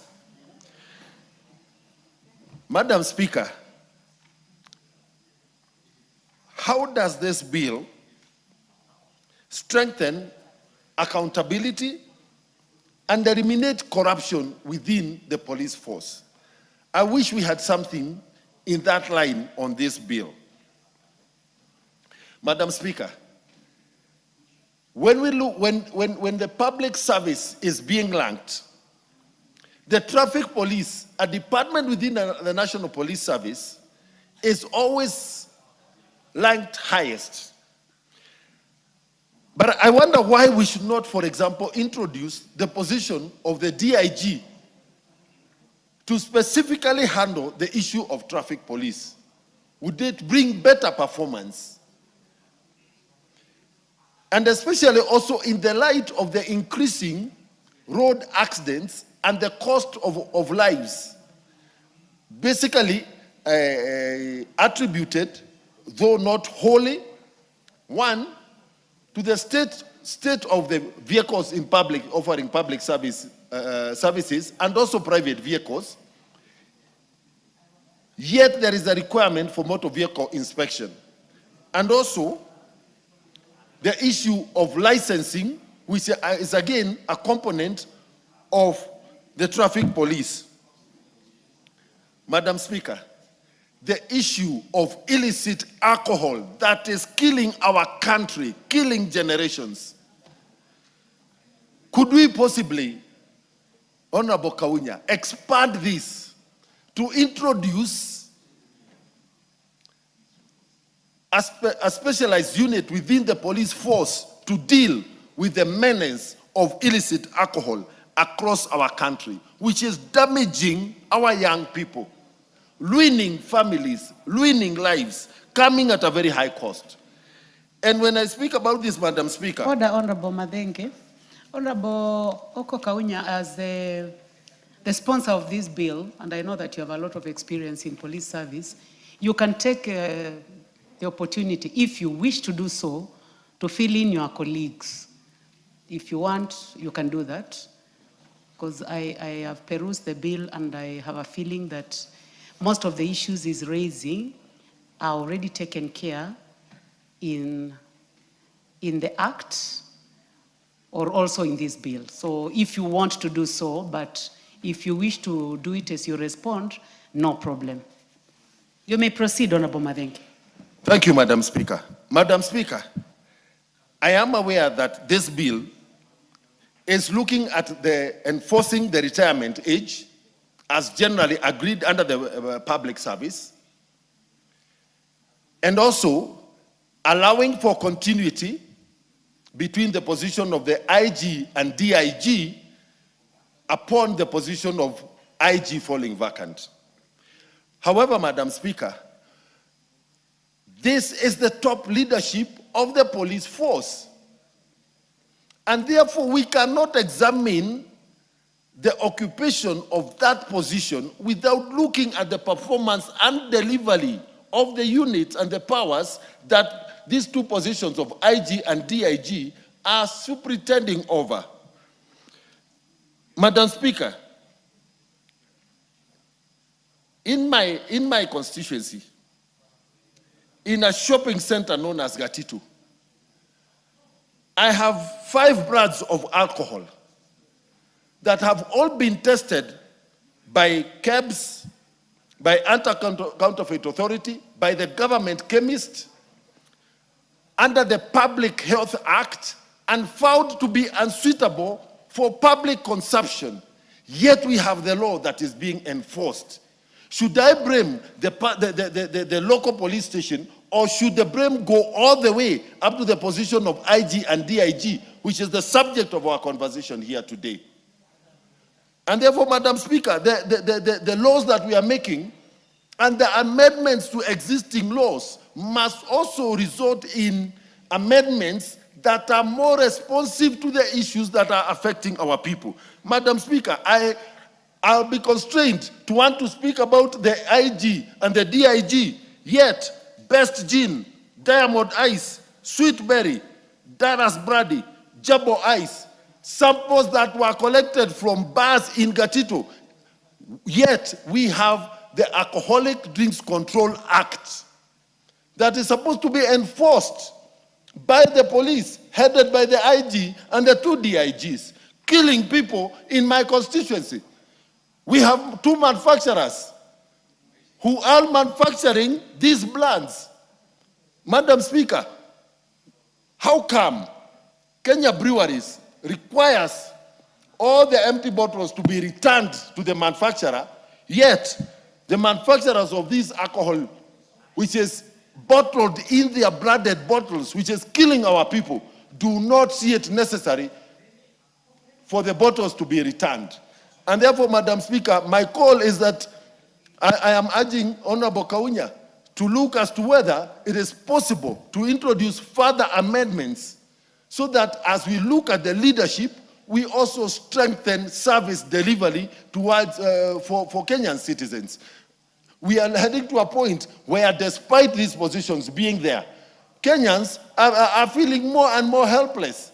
They feel like the duty bearers have abandoned them. And therefore, there will be a tendency for people to want to protect them. Yes, we have constitutional structures with powers and mandate to protect our society. So we cannot just sit here, Madam Speaker, and only speak about our positions and other senior positions. I need to request Honorable Kaunya to kindly consider my statements in the final bill and see whether it is possible to strengthen the performance of the police service in our country, and especially responding to the issues of road accidents and the issue of illicit alcohol in our country. Thank you, Madam Speaker. I support. Thank you very much, Honorable Madenge. The Honorable Francis Sigei, member for Sotik. Thank you, Mr. Speaker, for giving me this opportunity to also add my voice on this bill. And Madam Speaker, on the onset, I would like to support this bill. But first of all, Madam Speaker, I want to say that the sponsor of this bill is a man of integrity, a man who has served this country, and he understands the security apparatus of this country. And therefore, when somebody of this caliber brings such an amendment, he understands. But, Madam Speaker, you know, in this country, the role of the Kenya Police Service is so crucial that whatever people are talking about always centers on the way the police are operating in this country. And therefore, Mr. Speaker, Madam Speaker, I want to say that this amendment is following the footsteps of the Tonje rules. The Tonje rules in this country, Madam Speaker, brought a kind of revolutionary measures which which is now making the Kenya Defense Forces a very stable institution. And therefore, when our honorable MP from Teso North brings in this amendment, it doesn't mean that it is the end of everything. Madam Speaker, we have Maraga reports, Maraga reforms. Maraga reforms have got a raft of measures which is trying to improve the Kenya Police Force. And therefore, I want to commend Honorable Kaunya. Madam Speaker, I know when we talk about the age limit, we are not targeting a particular officer. This is a recommendation for the posterity of this Kenya Police Force. And therefore, Madam Speaker, when we talk about age limit, we are looking at those people who are also coming up the ranks. And therefore, Madam Speaker, I know there are officers who are down there who have been in service for so many years and have not gotten promotion. These are frustrations which officers are facing in this country, and therefore, when we open up the positions up there, there will be hope for those officers who are down there and in service. Madam Speaker, we have an area which is also a gray area, I call it myself, the area of graduates who are joining the Kenya Police. Graduates, Madam Speaker, are facing a lot of problems. And we need to look at this amendment also in that respect. Madam Speaker, I want to say this amendment bill is progressive, and we are going to look at matters which are going to also assist the Kenya Police. Madam Speaker, I want to talk about the morale of officers. The morale of officers down the ranks is another area which is causing a lot of problems.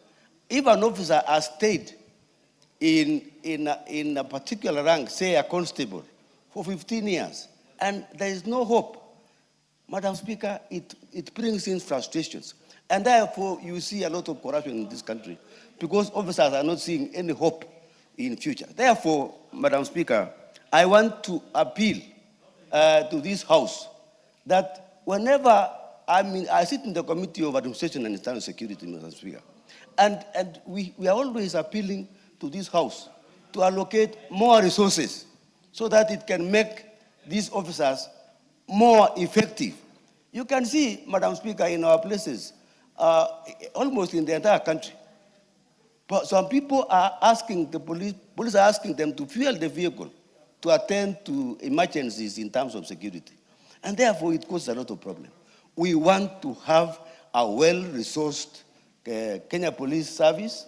We want to have a officers who have high morale in this country. Madam Speaker, I want to look at the issue of housing. Madam Speaker, there was an issue the other day when the officers are supposed to be living outside the station. I think this was a mistake.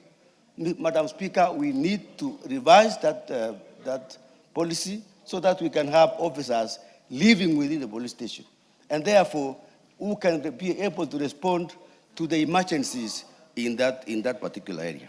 So, Madam Speaker, this amendment is an amendment which is timely, and those who have worked in Kenya government for a long time, understand. What is out of order, member for Kisii? What is out of order? Member for Kisii? I'll give you your 2 minutes, Ambassador. Yes. Thank you, Madam Speaker. Actually, as we continue to debate on the police and everything, Madam Speaker, I just wanted, I saw the beautiful students from Tongoni walking out. I didn't want them to go before I made my contribution on this. That's why I decided to interrupt.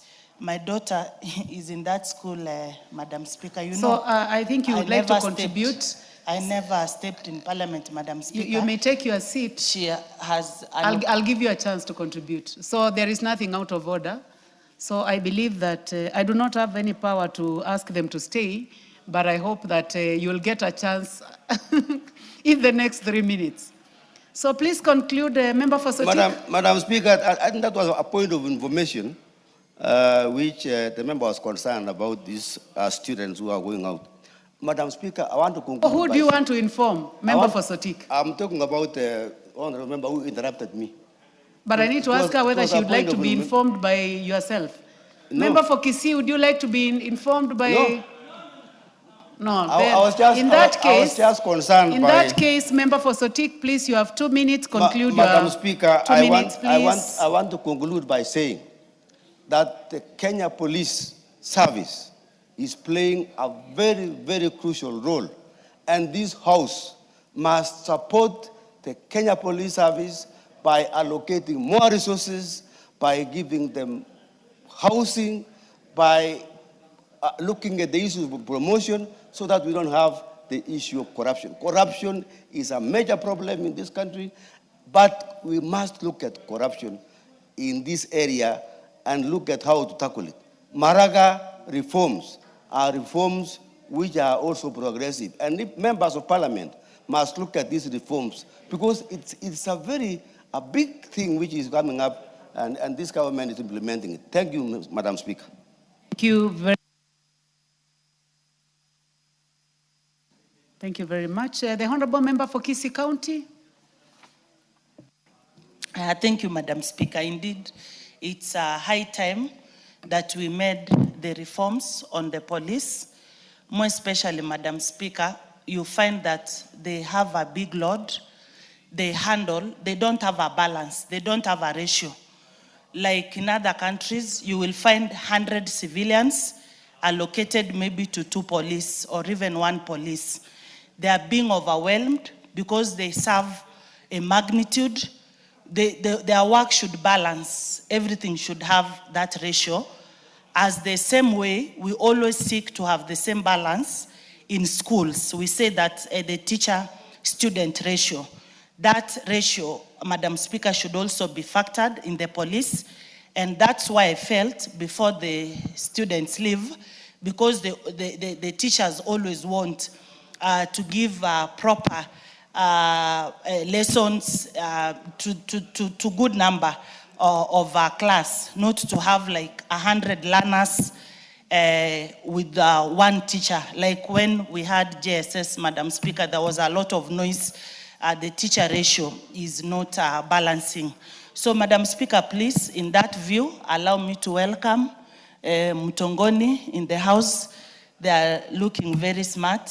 Girls and boys, you work very hard. I see it's a mixed school. You reduce the sharing of love notes in class. You can be spiritual. You can do more Bible verses, encourage one another.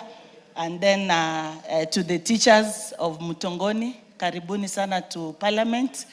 And then, of course, Madam Speaker, it's only that today my daughter has decided to behave well. I can't see her smiling. She's just my duplicate. She's there. So thank you. She's there. She was even campaigning for me in her school in 2022. So make sure you follow the nini of your mother. You become the next leader. That's all, Madam Speaker. Thank you very much.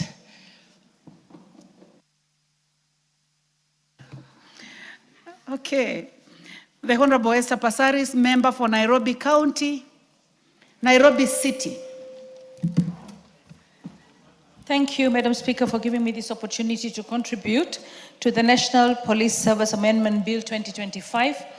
Madam Speaker, for me, I feel that every amendment that is brought, and this one I think is trying to primarily address the issue of retirement, which was not captured in the bill. So bills are made and they're not cast in stone, and we continuously continue to amend them so that we can be able to grow a very strong police force. Madam Speaker, we always see people criticizing the police force and always thinking of the police just in terms of the response that they have during demonstrations. For me, I feel the police, we cannot do without the police. We need the police. A nation without police is total anarchy. And we have to reach a point where we respect the police force and the work that they're mandated to do. For me, we have seen lots of challenges cutting across, not just for the police force, but also for the citizens of this county of Nairobi.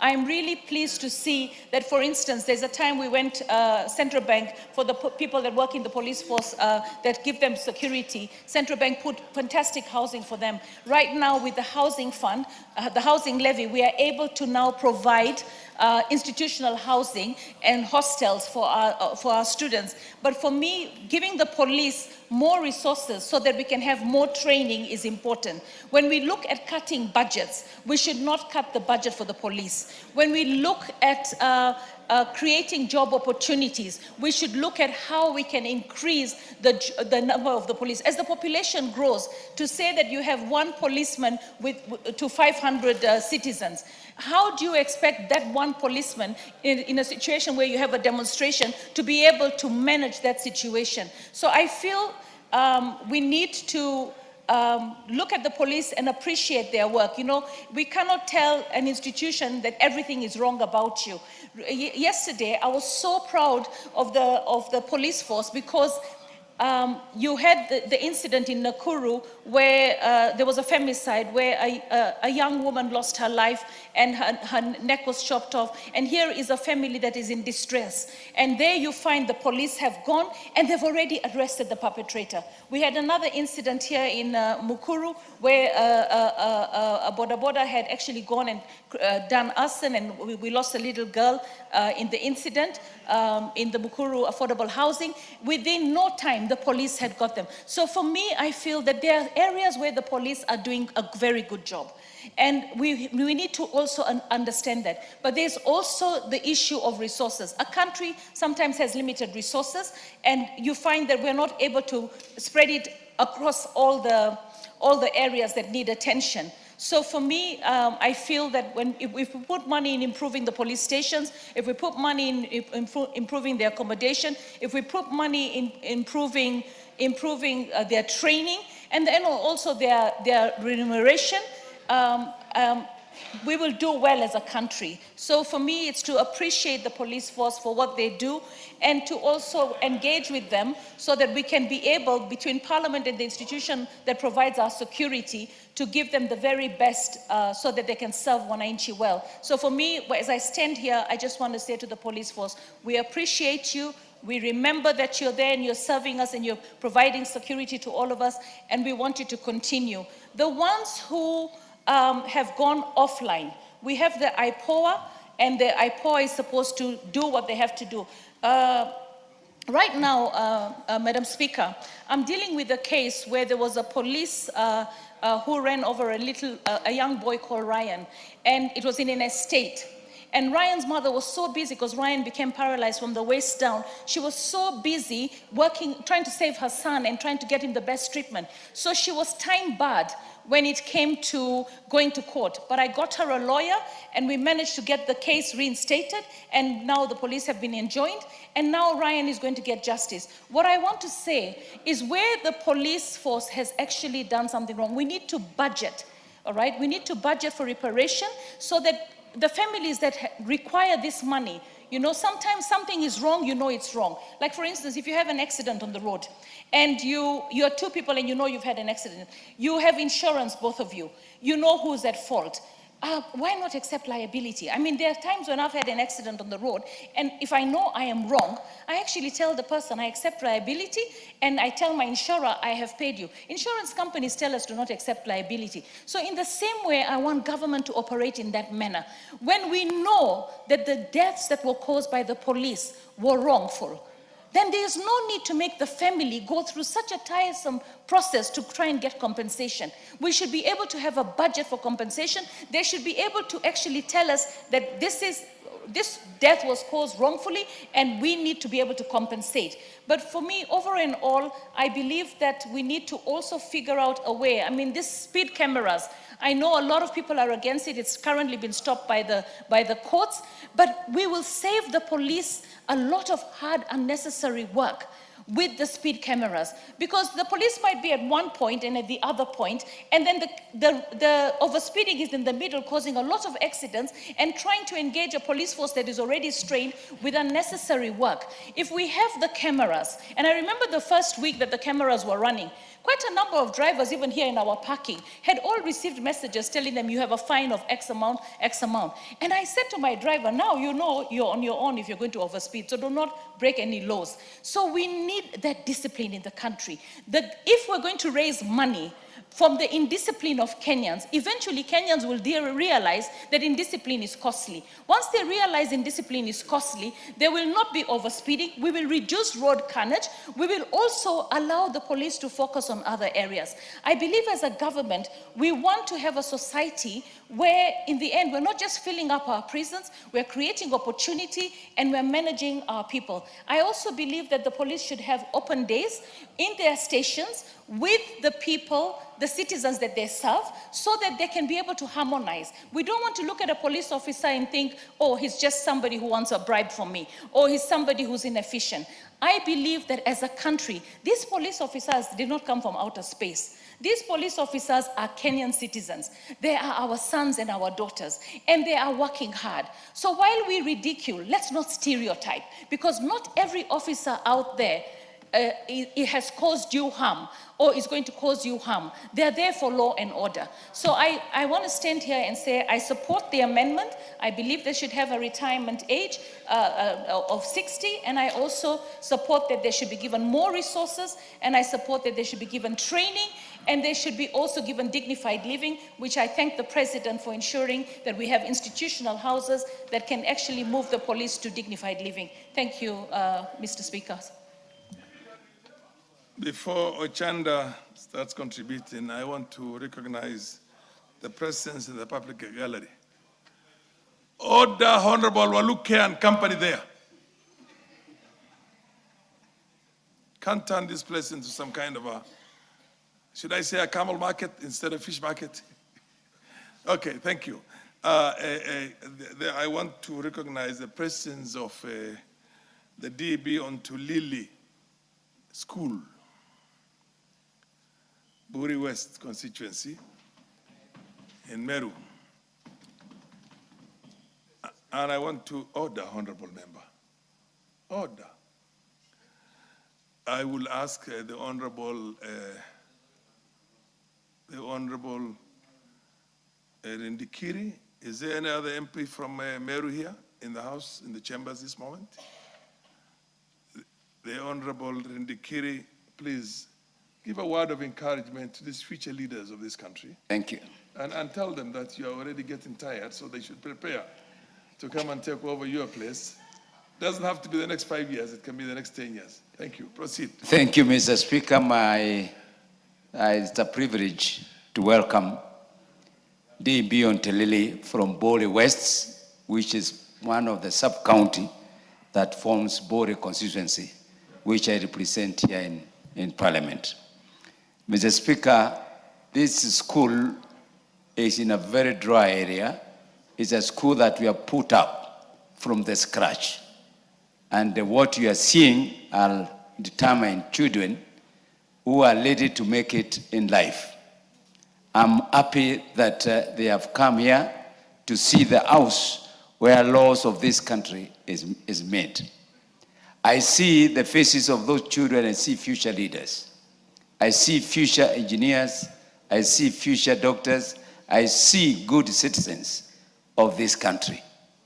I want to welcome them here in this house and tell them you can be a member of Parliament in this place. Yours is to work very hard. Please maintain discipline. Please listen to your teachers. Obey your parents. Please sit down, read, and work hard. The future is in your hands. I thank the teachers and the school administration for bringing you here, and it is not in vain.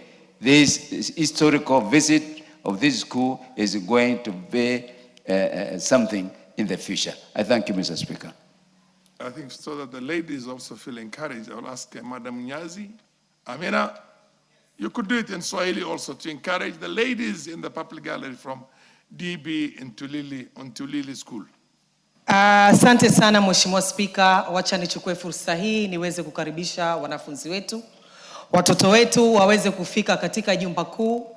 Hii ndio ni Parliament, hapa ndipo ambapo sheria za nchi nzima zinapotungwa. Na kama mnavyoona hapa kuna viongozi tofauti tofauti. Mimi naitwa Mina Mnyazi na ni mbunge wa Malindi. Ni kuwaombea tu ya kwamba nyinyi bado ni watoto, tunaomba muongeze bidii katika masomo yenu. Tunaomba muweze kuiga mifano ya wale viongozi bora katika taifa letu la Kenya, na tunaombea mema katika maisha yenu. Asanteni sana na karibuni sana hapa. Thank you. Honorable Ochanda, followed by the Honorable Rachel Nyamai. Thank you, Mr. Speaker. Mr. Speaker, from our outset, let me say that I really support this amendment. And it's been a big anomaly in this country that we've been talking about an IG, head of police service, without an age limit. I think this has been a big anomaly that the amendment is trying to bring around, which is perfect. We must have an age limit for purposes of even the others in the career, for issues of professional and career progression, get to know that no, there is a stage at which we have to. What's happening, Mr. Speaker? I was seeing some light. No, that's nothing to do with you. Proceed. Okay, thanks. So what I'm trying to say is that, Mr. Speaker, for purpose of professional and career progression, there are those who are normally below the IG. They want to look forward to getting into these positions when they still have some time to service.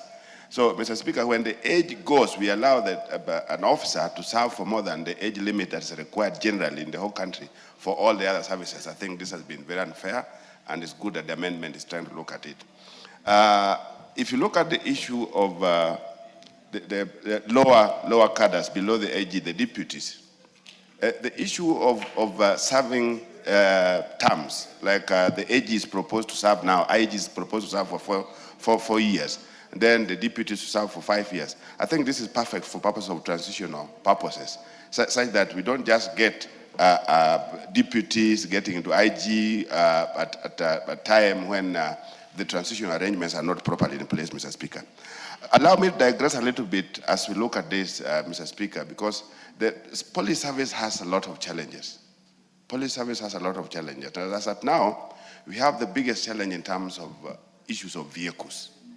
In my constituency, Mr. Speaker, there is a police station that has not had a vehicle for the last 5 years.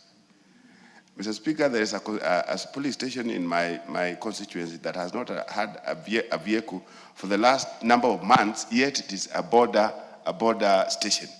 So you can imagine what the police in these stations are going through. They have to carry suspects in motorcycles. They have to carry a lot of investigation through motorcycles. And these motorcycles, there's no arrangement that is put in place for them to be doing this. So you get the OCS, doesn't have the money, doesn't have the capital, or doesn't have the facility to do, and as an alternate to the car, there's nothing else. So, Mr. Speaker, I think the police service needs to be, particularly the issue of the vehicles needs to be looked at afresh, because it's not just my constituency alone, but I'm aware there are many other constituencies now that have polling stations that don't have vehicles. And it is very, very, very difficult for police officers to work minus a police car. So, Mr. Speaker, as we look through the issues of retirement and stuff like that, the service itself also needs to be looked at thoroughly, such that they are facilitated to work well. It's not very easy for a police officer to be walking around on foot in the villages, looking around for suspects and stuff like that when they're not, their security becomes really a challenge, Mr. Speaker. So I support the amendment, and I want to wish that this be followed very quickly. Thank you, Mr. Speaker.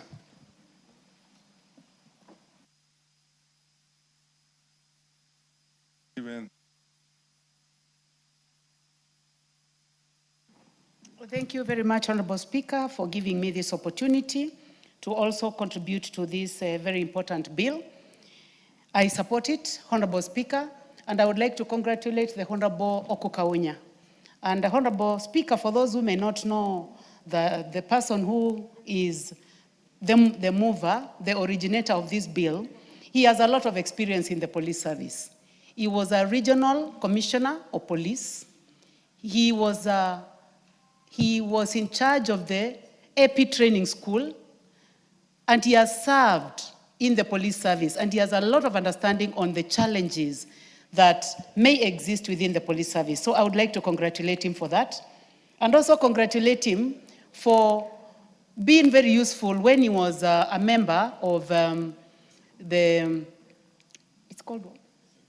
Security Committee, because he did a lot of work, giving support to the chair in the 12th Parliament, and he did a lot of work, Honorable Speaker, and I would like to congratulate him. Honorable Speaker, as I support this bill is going to bring sanity in terms of the age of retirement, Honorable Speaker. Honorable Speaker, I take a lot of time to follow what happens in the world in terms of wars in the world. And Honorable Speaker, the army or the police officers who win are the ones who have the best education, who have the best experience, who have the best tools, including IT tools, and who have everything, including artificial intelligence. So we would like to see the best people in the police service and of course, at the topmost position of the IG. Honorable Speaker, this bill brings sanity in terms of the age of retirement, that when someone reaches the age of 60, is that they need to retire and give way to others. When you look at the qualifications, Honorable Speaker, they are very wide. They have not restricted to only those who have done security courses. They have expanded this, and this is on page 899 of this bill, where they have included not only criminal justice, but they have added policy development and implementation, finance and public administration, strategic management, security, law, sociology, governance, such that someone will not be told, you cannot be an inspector general because you have not done security. So this is quite a progressive bill, Honorable Speaker. This bill also ensures that the DIG, the case of the DIG, Honorable Speaker, has been not so clear. It has put not only the age limit, but also added that whatever befalls the IG also befalls the deputy IG, where they have put an age limit of 60 years and also included qualifications, such that you do not bring a person who may not be qualified, who we may not be proud of as they speak. Honorable Speaker, we are always happy when we see our IG, our DIG speaking in confidence in all languages, including English, good Kiswahili, and even good our native languages when they are called to do so. So this gives us an opportunity, Honorable Speaker, to ensure that we have highly qualified people who have served in service. I like the fact that this bill has also protected people who are working in the police service, that someone needs to not only have the qualifications, but must have served in the police service for more than 15 years. This gives encouragement to our young security officers, those who, it does not even give the lower limit, Honorable Speaker. That means that a young person who has done extremely well, who has the right qualifications, can also be a DIG or BIG in this country. Honorable Speaker, we have very good police officers in our constituencies, Honorable Speaker. I know that we have some bad elements, but majority of them serve in very difficult areas of Muda, areas of Ikuda, areas of Kanziko, where they even find themselves assisting with dealing with the matters that are not even within their line, social issues within the community. And as I stand here, I would like to take this opportunity to thank them for giving themselves to live in our rural areas, even others to live in Mandera, the farthest, ensuring that we are secure in this country. And I would also like to take this opportunity to thank the President for being bold and saying that we must have the housing project, which does not only benefit our schools, our KMTCs, where we have gotten a lot of benefit, generally our schools and our institutions, but also, yes, the President has said that this project must do institutional housing for our police officers so that they can have dignified lives, so that they stop living in uni huts. Honorable Speaker, I know the experience that you have in this house and outside this house. as you did a lot before you came to this house, you must have seen the uni huts where police officers used to live. And now, with the institutional housing, we have hope that our police officers will live well. So congratulations to the Honorable Oku Kaunya for the work that you did before you came to this house, for the work that you did in the 11th. Madam Nyamai, just to underscore what you said, I went to the administration police lines in Garissa not too long ago. And I saw the room which my father, as a corporal, lived in. As a family of 4, we lived in one room, one small room that was left behind by the colonial government. It's a shame for our officers to still be housed in those, and seriously dilapidated right now, the same red bricks that they used to use for construction those olden days. So something has got to be done, and I'm talking about 1964. 1964 is what? 62 years since independence. We've not been able to improve the living quarters of our servicemen and women who are awake day and night to protect us.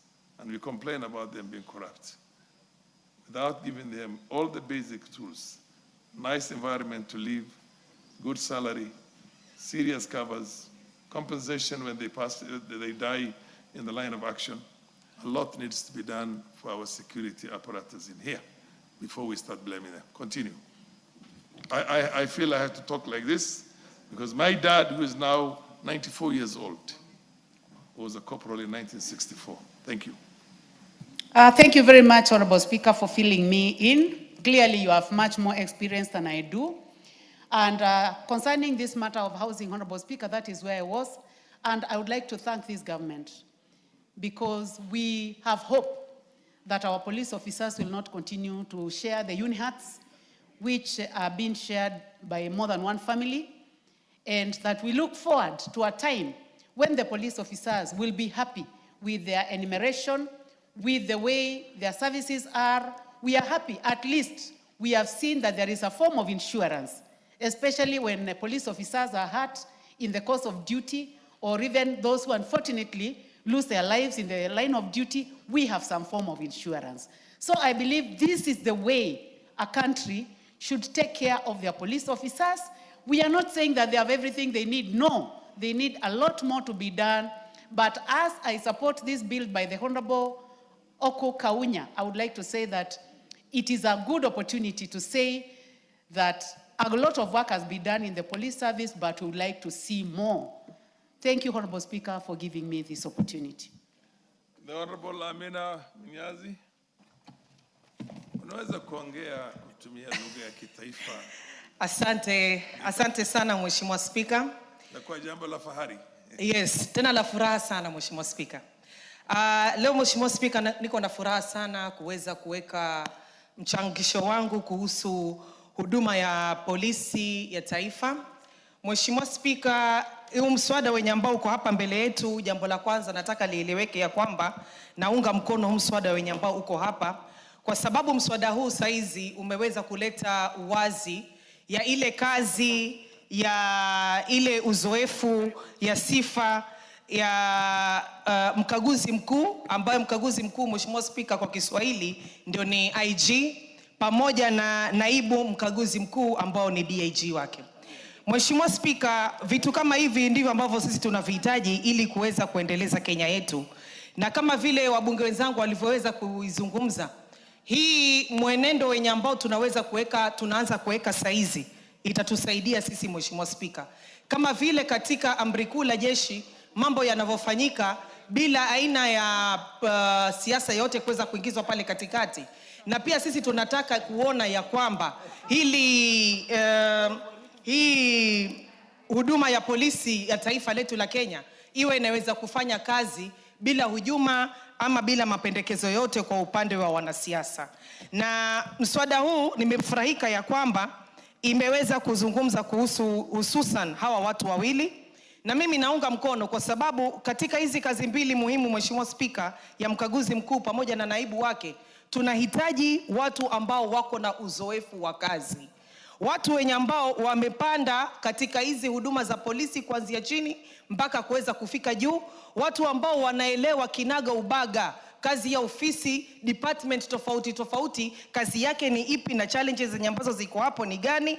Tunataka watu ambao wanaelewa na wako na uzoefu ya hii kazi. Ukumbuke Mheshimiwa Spika, mkaguzi mkuu pamoja na naibu wake ni watu wenye ambao tunaangalia uzoefu wa kazi yao zaidi. Hatuangalii misuli ya mwili ama kama anaweza kukimbia ama anything. Sisi tunataka watu ambao wako na experience. Mtu mwenye ambaye akili yake iko na hekima, mtu mwenye ambaye anaweza kudirect vizuri ili hapa Kenya kuweze kuendelea kuwa na amani.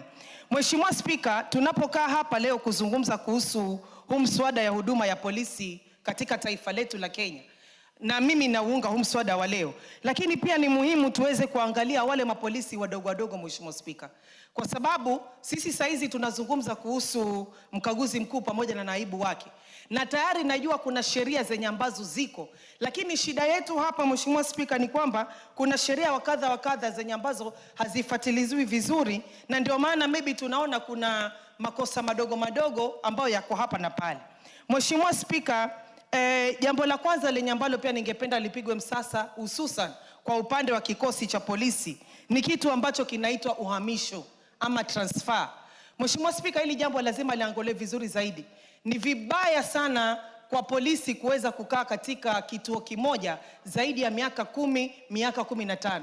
Mapolisi hao Mheshimiwa Spika, mwisho wa siku wanaungana na wahalifu wa yale maeneo na wanashikana. Kama kuna msako wa mihadarati, wanawapatia information, kushikwa hawa watu ni matatizo. Kama kuna shida ya maoza wa vijana wa vipanga, wanawajua na kwenda kuwashika, inakuwa ni matatizo.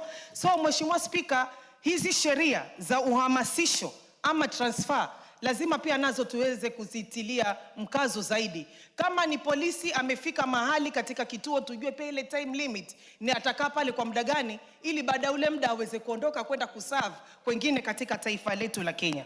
Mheshimiwa Spika, jambo la pili pia ambalo ningependa litiliwe msasa ni kuhusu kukuza ama tuseme promotion za kazi.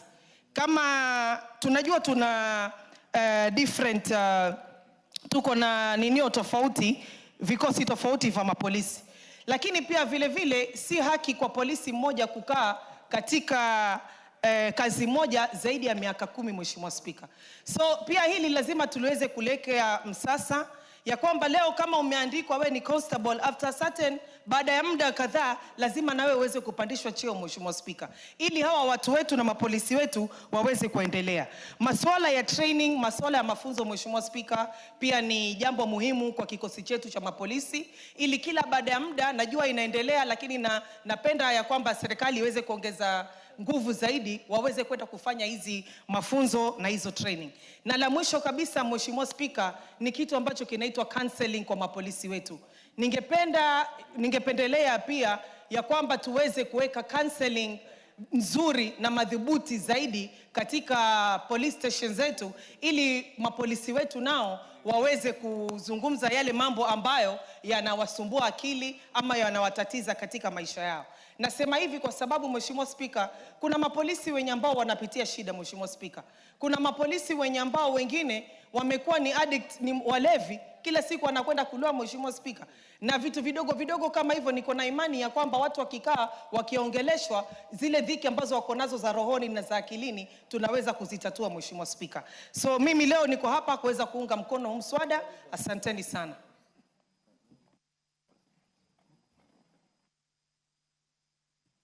Mheshimiwa Karoli Omondi.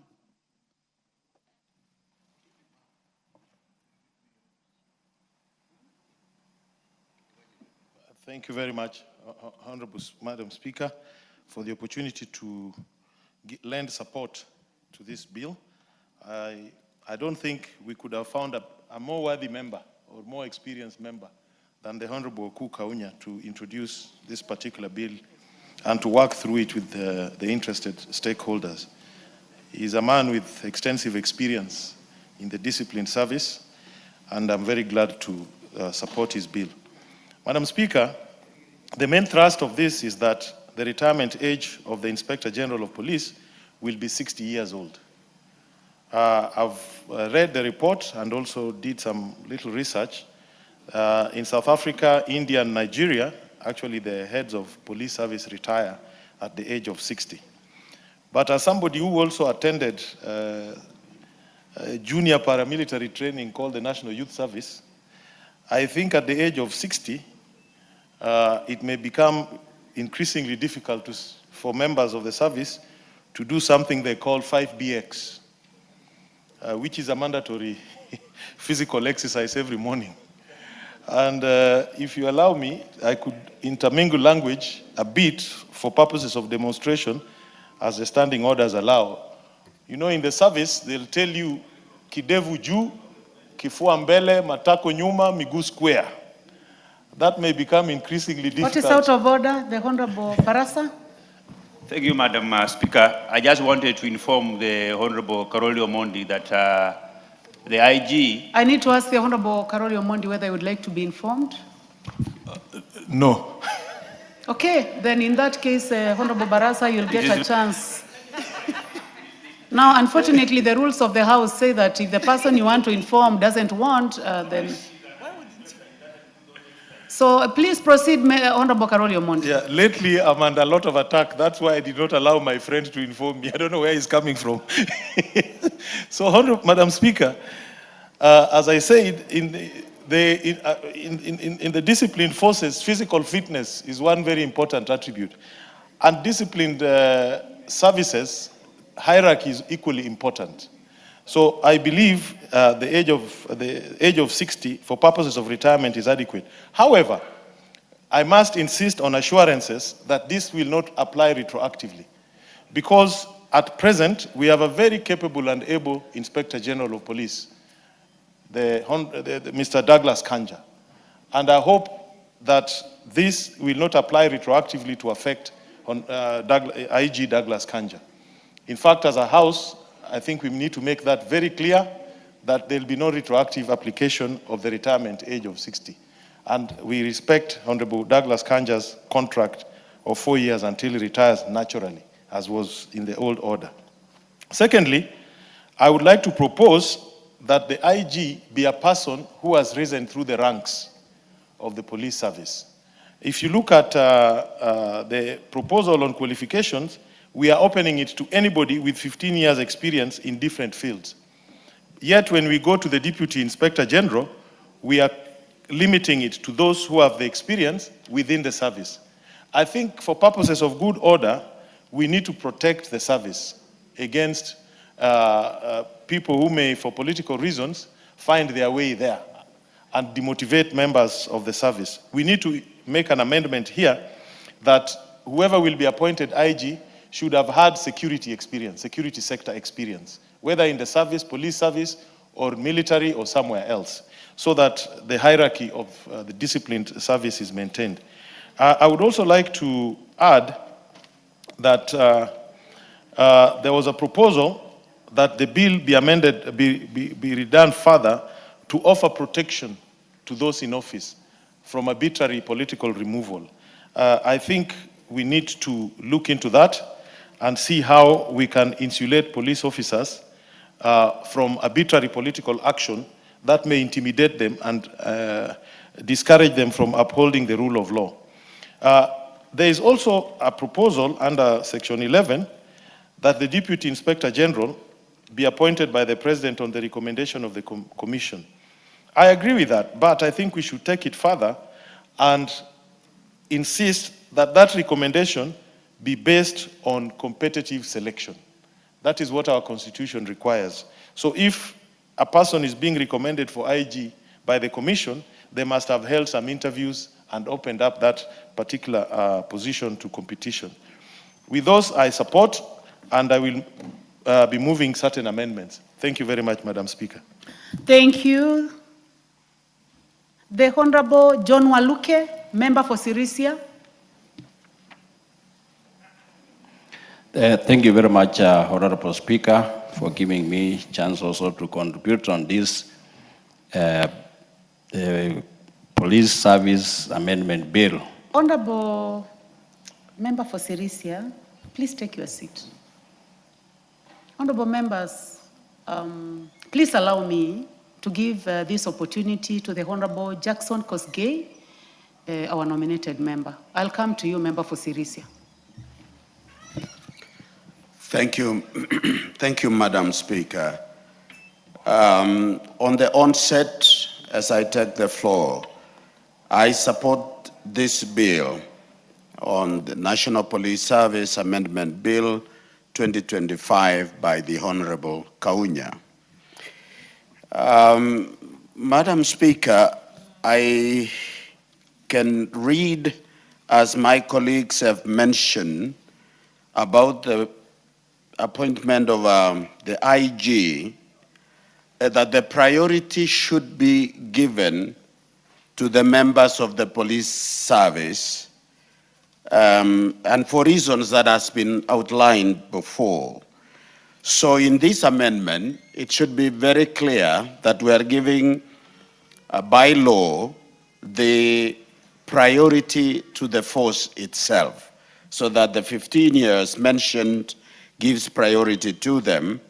And the other thing is that this amendment will clarify the relationship between the IG and the National Police Service Commission to avoid some conflict that has been seen and taken them to court recently. Also, Madam Speaker, as we look at this amendment, I wish to appeal to Kenyans that police service are serving in the interest of every citizen. We need to be patriotic enough, respect them as the law enforcement agencies on behalf of the citizens and every one of us. When we see them by the road, when we meet them, when we interact with them, it is not an issue of us versus them, but they are serving the citizens of this country. Madam Speaker, we need to consider that in our budgeting processes in the country, we give police service the priority. It heartens to hear about police asking for private facilitators to give them vehicles or even fuel, and yet they are serving the interests of the country. It has been said the role of a police service in any country is to enforce the law. They are the ones mandated to enforce the law within the borders of a nation, with the interest of every citizen in mind. It is to prevent or deter crime. It is to provide emergency response to the people and provide support service for other institutions that serves the citizens of Kenya. Why should they not be a priority in our budget? So I'm appealing that this House strengthen in our budget, apportioning resources enough for our police service. And finally, Madam Speaker, is that we need to consider the welfare of those of our men and women in uniform in issues, matters welfare. We have some of them who have been injured in the course of duty. We would like that when the regulations shall be put, it has to come out very well that our men and women who have suffered some injuries in the course of duty or beyond their services, welfare will take care of our officers. With that, Madam Speaker, I support. Thank you very much. The Honorable Member for Sirisia. Thank you very much, Honorable Speaker. Honorable Speaker, I want to thank Honorable Oko Kaunya for bringing this bill. It was long overdue, Honorable Speaker, because there are so many challenges in the police force. Honorable Speaker, I know Honorable Kaunya has been the force, and he worked well, and he knew when he was preparing this bill to bring it on the floor of the House. So from onset, Honorable Speaker, I want to support this bill. Honorable Speaker, there are a lot of challenges that are facing our police force. Some of them, Honorable Speaker, is about the welfare of the police force, or let me say the uniformed people, right from military, police, AP, prison, all of them have many challenges that we, government need to give it priority because their work is important for this nation, Honorable Speaker, because without security, the country cannot be governed. Honorable Speaker, for example, the challenges of vehicles. Of late, Honorable Speaker, in many areas or counties or police stations, we've not been having vehicles in the station. And police, most of the time, these officers are using border motorbikes, which is also very dangerous to their lives. They are exposed to even their enemies, you know, Honorable Speaker. Sometimes they also, when they arrest people, there are people who target them, and the government need to take it seriously and very fast to make sure that vehicles are available. Honorable Speaker, like in my constituency, Honorable Speaker, there's no vehicle. My constituency or sub-count doesn't have any vehicle, even one. I used to have 4 of them, but they were taken to areas that had problems like Lamu and also Mount Elgon. But these vehicles have not been brought back. So my officers, police officers, Honorable Speaker, are having so many problems in terms of police operations. And we are on the border, Honorable Speaker. Sometimes our neighbors come and steal animals in our sub-county. And now police officers cannot even move. So mobility for the police officers all over the country, Madam Speaker, should be checked. Honorable Speaker, on retirement, because this is transition of an officer who has been appointed for 5 years, like the IG. Honorable Speaker, to me, Madam Speaker, this person, after serving and reaches his age of retirement, the Honorable Speaker, he or she must leave, because we are trying to bring up our young people also who are on that line. When one leaves, the IG leaves, Madam Speaker, the positions that are going to be created is right from the IG down, tickling down to the corporal, the rank of a corporal. So in the middle, there's a chain of ranks that has been created. So, Madam Speaker, 60 years, you know, the research that was made that when you reach 60 years, initially it was 55, you are supposed to leave the service so that you go and rest, because they knew that after 55 or 60 years, I think your brain is also tired and you could not work very well. So, Madam Speaker, we cannot say that if someone was appointed maybe 2-3 years ago and his age is over, Madam Speaker, this bill should immediately after we pass it, that person if there's one who is holding a position with either 61 years or 62 years, Madam Speaker, to me, that person should leave the office, quit and leave for another officer to take over. So for those few remarks, Madam Speaker, I support the bill. Thank you. The Honorable Irene Mayaka, nominated member. Asante sana Mheshimiwa Spika kwa hii fursa ili na mimi nichangie katika mjadala huu wa marekebisho ya mswada wa huduma ya polisi katika taifa la Kenya.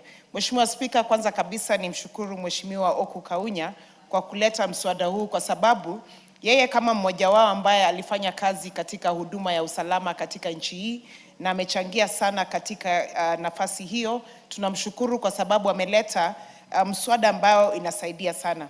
Mheshimiwa Spika, mswada huu kwanza kabisa inalenga kuhakikisha kwamba kazi ambayo Inspector General wa Police anafanya inakuwa na ile limit ya miaka. Kana kwamba Mheshimiwa Spika, wale ambao wanafanya kazi katika utumishi wa umma pia ukifika miaka 60 unafaa kustaafu. Hii mswada inahakikisha ya kwamba hata pia katika ile nafasi ya polisi tumehakikisha ya kwamba hiyo pia inatekelezwa, ili watu wote ambao wanafanya kazi katika huduma ya polisi, watu wote ambao wanafanya kazi katika utumishi wa umma waweze kuwa na nafasi sawa ya kuhakikisha kwamba mtu ambaye anafika miaka 60 anaweza kustaafu. Ya pili, Mheshimiwa Spika, katika marekebisho ambayo Mheshimiwa Oku Kaunya ameleta ni ile marekebisho ya kusema ya kwamba ule ambaye anafanya kazi kama Deputy Inspector General pia anafanya kazi kwa muda wa miaka 5 mara moja peke yake. Hii pia Mheshimiwa Spika inasaidia sana kwa sababu katika ile nafasi ambayo tunaona ya watu ambao wanapanda cheo kwenda kuwa Inspector General ama mtu ambaye anafanya kazi kama msaidizi wa Inspector General apate kuwa na nafasi moja peke yake ya kufanya kazi hiyo na kuonyesha umaarufu wake ili wengine wapate hiyo nafasi. Mheshimiwa Spika, nataka kusema ya kwamba pia ingawaje ya kwamba tunataka kukuwa na marekebisho haya na tunayaunga mkono, pia nitake kusema ya kwamba wale ambao wanafanya kazi kama polisi katika nchi hii ya Kenya wanafanya kazi ambayo ni ya maana sana, na tunataka kuhakikisha ya kwamba wale ambao wako na nafasi ya uongozi katika huduma hiyo ya polisi wanahakikisha ya kwamba wako na kazi rahisi ya kufanya, wanapatiwa manyumba ambayo iko sawa, wanapatiwa nguo zile za sera ambazo wanavaa ambazo ziko safi, ziko sawa, na ya kwamba wanapofanya kazi hii na wanapotumikia wananchi wengine wa Kenya wakuwe ya kwamba akili zao pia ziko timamu wakati ambapo wanapata kitu ambacho inaitwa counseling. Kwa hivyo Mheshimiwa Spika, yangu tu ni kumshukuru Mheshimiwa Oku Kaunya kwa kuleta marekebisho haya ili sisi kama bunge la kitaifa tuhakikishe kwamba tunaleta mjadala na marekebisho kwa mswada ambazo zinaweza kusaidia Wakenya wote. Kwa hayo machache naunga mkono. Asante sana Mheshimiwa Spika. The Honorable Didmas Barasa, also known as Titimas. Thank you, Madam Speaker. I want to be clear that I support this bill with serious amendments. As much as some members have alluded to the fact that when you are at the age of 60, that your brains are tired, I don't agree, Madam Speaker, because in this country, the judge of the High Court retires at the age of 70. The Chief Justice retired at the age of 70. And I want to bring to the attention of the House that the holder of the position of Inspector General, his duties are completely different from a police corporal or a police constable. This is a crime buster. He does administrative duties, and even if he's at the age of 70 or 65, he is not required to be doing those exercises that the Honorable Karoli Omondi was talking about. even if he has a belly bigger than our former Minister for Interior. But his duty is to issue command. He can issue command while drinking tea or smoking his cigarette if he smokes, and he is exempted from those rigorous exercises. This is an individual who must have the experience in studying the crime patterns in our country and reviewing the police standing orders in order to ensure that we live in a country that has minimum crime, Madam Speaker. So I will be moving an amendment to increase the retirement age of an Inspector General of Police and his DIGs, including the Director of CID, Madam Speaker. These are people who should be retired at the age of 60. If we trust the brains of a judge of a high court, if we trust the brain of a chief justice of our country, that at the age of 60, they still have to benefit this country with the experience that they have in matters law, even an Inspector General of Police at the age of 60, at the age of 65. In fact, Madam Speaker, the more older the Inspector General, the more older the IG, the more intelligent they are in terms of using their experience that they have acquired in fighting crime in this country. And it makes them even be more fit to hold that position of the Inspector General. I also note that in this bill, Madam Speaker, and I'll be proposing to delete some sections, because if we need to make it clear that for you to be an IG or a DIG, you must be from within the service. And when you are from within the service, the issues of Chapter 6 should not come into play because you're already serving in the service. If there is anybody who has contravened Chapter 6 of the Constitution, whether you are an OCPD, whether you are a account commander of police, they should be removed from the service so that by the time when the president is appointing an Inspector General or a DIG from within the service, it means those people are already fit to serve in those positions of the service, Madam Speaker. And even when you talk of Chapter 6 takes care of if you have been convicted, you did not to repeat. Chapter 6 is broader. It covers all those kind of things, Madam Speaker. Nonetheless, I want to take this opportunity to thank the sponsor of this bill, Honorable Oku Kaunya, and Oku Kaunya served in the administration in this country, and he understands what requires to be done to improve the police service. But also, Madam Speaker, even as we seek to improve this bill, we must also try to make the office of the DIG, the office of the Inspector General, to be immune from political interference. We must also try to improve the conditions of the police service in the manner in which the police carry out their operations, Madam Speaker. Madam Speaker, this bill, I will be proposing more amendments to improve it further and to make it, to ensure that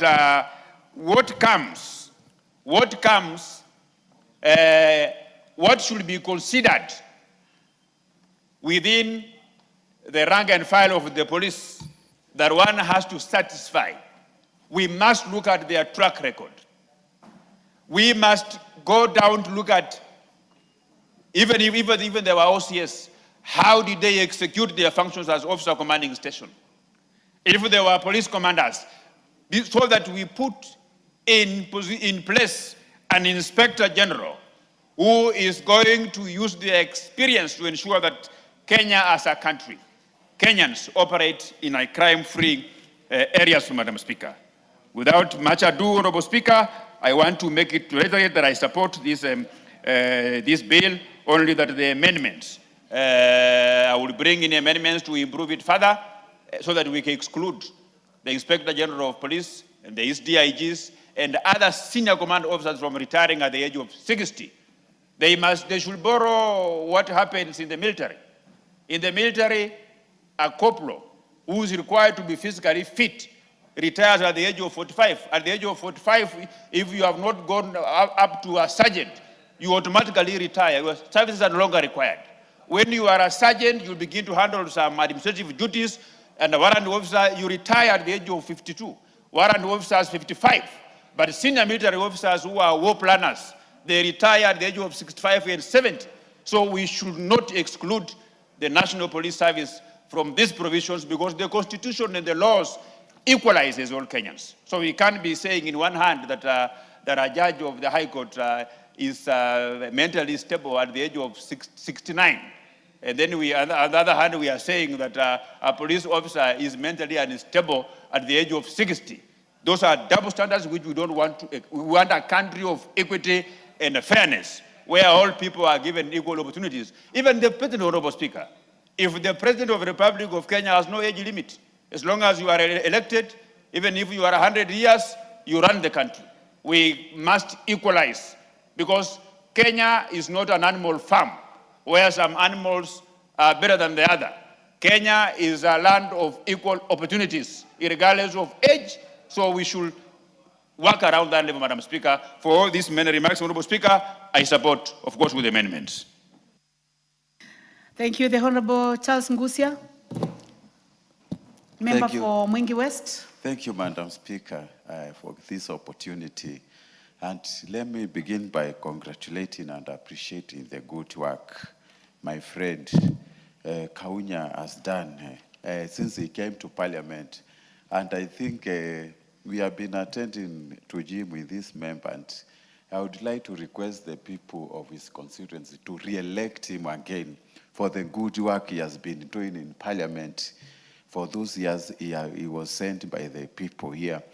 Madam Speaker, I'll begin by supporting this bill simply because of two issues. It is seeking to provide an age limit of Inspector General and his deputy.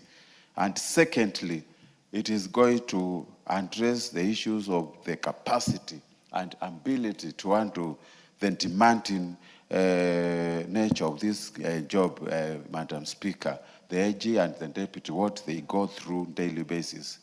Madam Speaker, if you visit these offices and you see these people, they go through strenuous activities on daily basis. Throughout the clock, the IG, the Deputy Inspector General is ever busy addressing the issues of security, the issues of events, maintenance of the law in the country, maintenance of law and order, and all these duties demands serious person with capacity and health actually to address the issues, Madam Speaker. This bill is very important, and it is good we support it so that we ensure when somebody attains the age of 60, he is relieved from this physical and mental kind of demanding nature of the job, and maybe we can get a young and dynamic person to continue with the legacy of this. Madam Speaker, we will not in concern because I sit in CIOC committee. There are conflicting roles of Deputy Inspector General, and also the Police Service Commission. I think we need to separate their issues because there's been conflicting issues when it comes to issues of transfer, issues of promotion, issues of training, and more importantly, recruitment and retention of these officers. We need to separate them, and we make sure each and every person in these offices, which are already enshrined in our constitution, the mandates are well clearly and spelled. Madam Speaker, we need also to address the issues as the challenges facing our police. The endemic corruption, of course, it is as a result of poor pay, or maybe policemen are not totally or adequately compensated. But I would like to appreciate the government for what it has done so far in improving the salaries of the policemen. We also need to ensure we address the challenges of inadequate housing. Right now we have got housing levy, which is really a game changer in this country, building so many buildings all over. And we would like to collaborate with policemen to ensure all the police stations, the conditions are improved. all the police stations, we have got adequate housing for our officers to ensure they live in dignity, Madam Speaker. There are so many issues we can address, but not to digress from this bill, I would like to support it and ensure it is properly implemented. And with those few remarks, I fully support. Congratulations, Honorable Kauna, and keep on doing the good job for the people of Teso. Asante sana. Thank you, the Honorable Florence Jematia. I'm sorry we are not able to view. I know that you have been seated there since morning. Thank you. Thank you so much, Madam Speaker. I also want to join my colleagues in congratulating and supporting this bill entirely.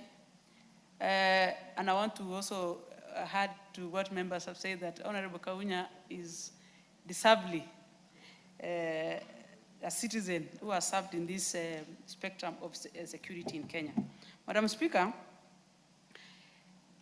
security is a paramount in every sphere of the society.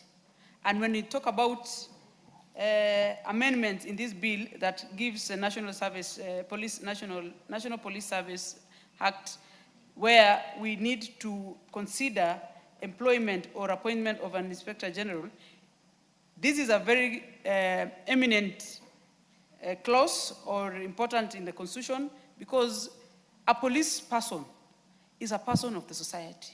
It's a person who has endured through many ways, specifically in terms of security. When people go to sleep in the night, when people are expected to be in their safe places, the only person Kenyans sit pretty is when a policeman is in charge. And in this capacity, Madam Speaker, considering the DIG position, this is a person that should be of sound mind, and I like the proposition that has been given in the bill, that he should be a very well-versed in terms of constitution, a well-literate person, someone who understands the dynamics of the society. We live in a society today that things change every day and every minute because of the narrowing of the world through social media and technology.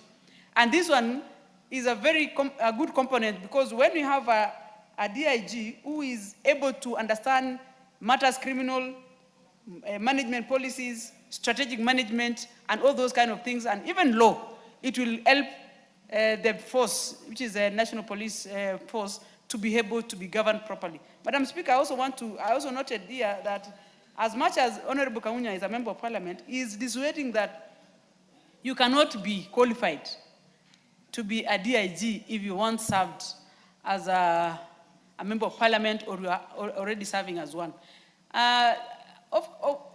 He has better reasons to that, but I think being a member of Parliament is equally being like a police, Madam Speaker, because we do what every other person do. And if you look at it clearly, I don't mind if I was once a member of Parliament and I am a DIG today, because I am able to understand the people and that I serve, because I had served them properly before.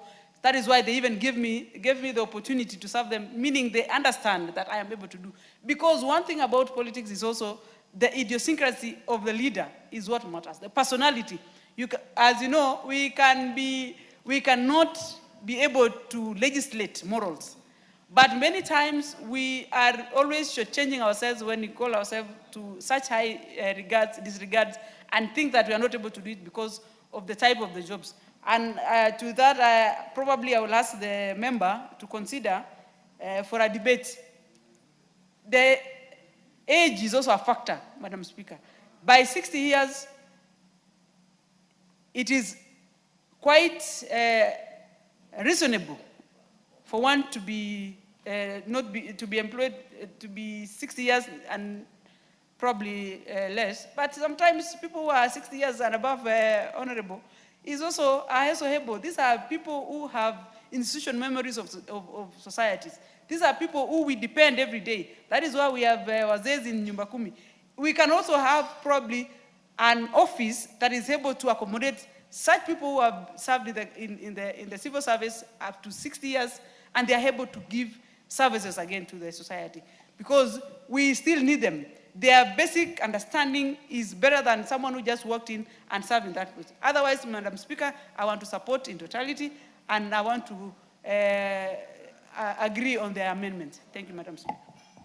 Thank you. The Honorable Joshua Kimilu, member for Kaiti. Thank you, Madam Speaker, for the opportunity. Madam Speaker, I want first to congratulate the honorable member for coming up with such a bill.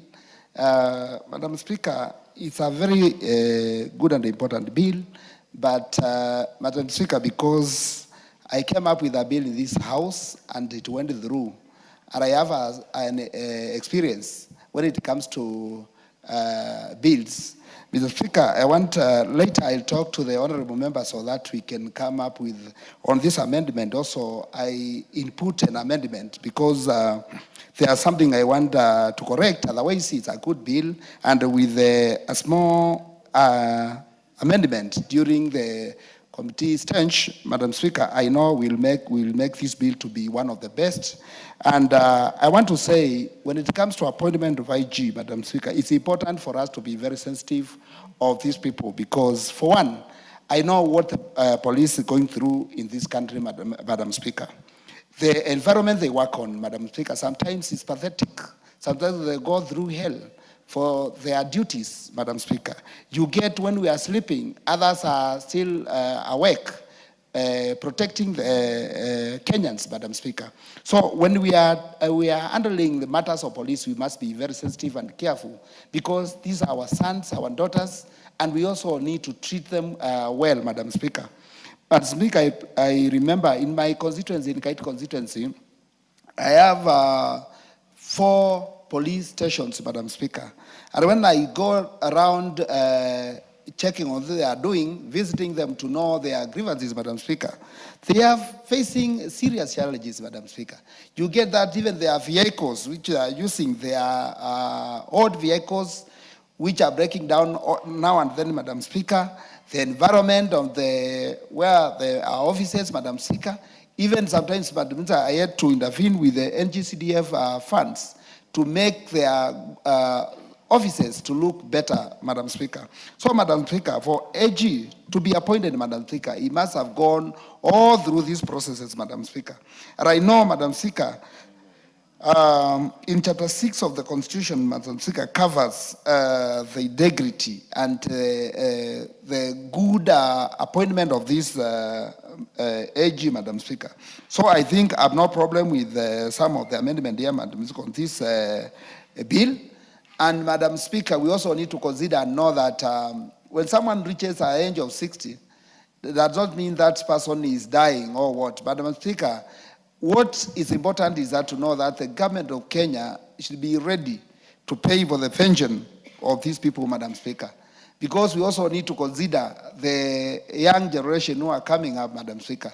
In this, in police service, Madam Speaker, we have also young people who want also to become IGs, Madam Speaker, or who want to become the deputy AGs, Madam Speaker. So we also need to be very careful of the age and see how we can make this age to be very favorable to all Kenyans, Madam Speaker, to all those people in the service, Madam Speaker. We know it is not an easy duty what our police are doing, Madam Speaker.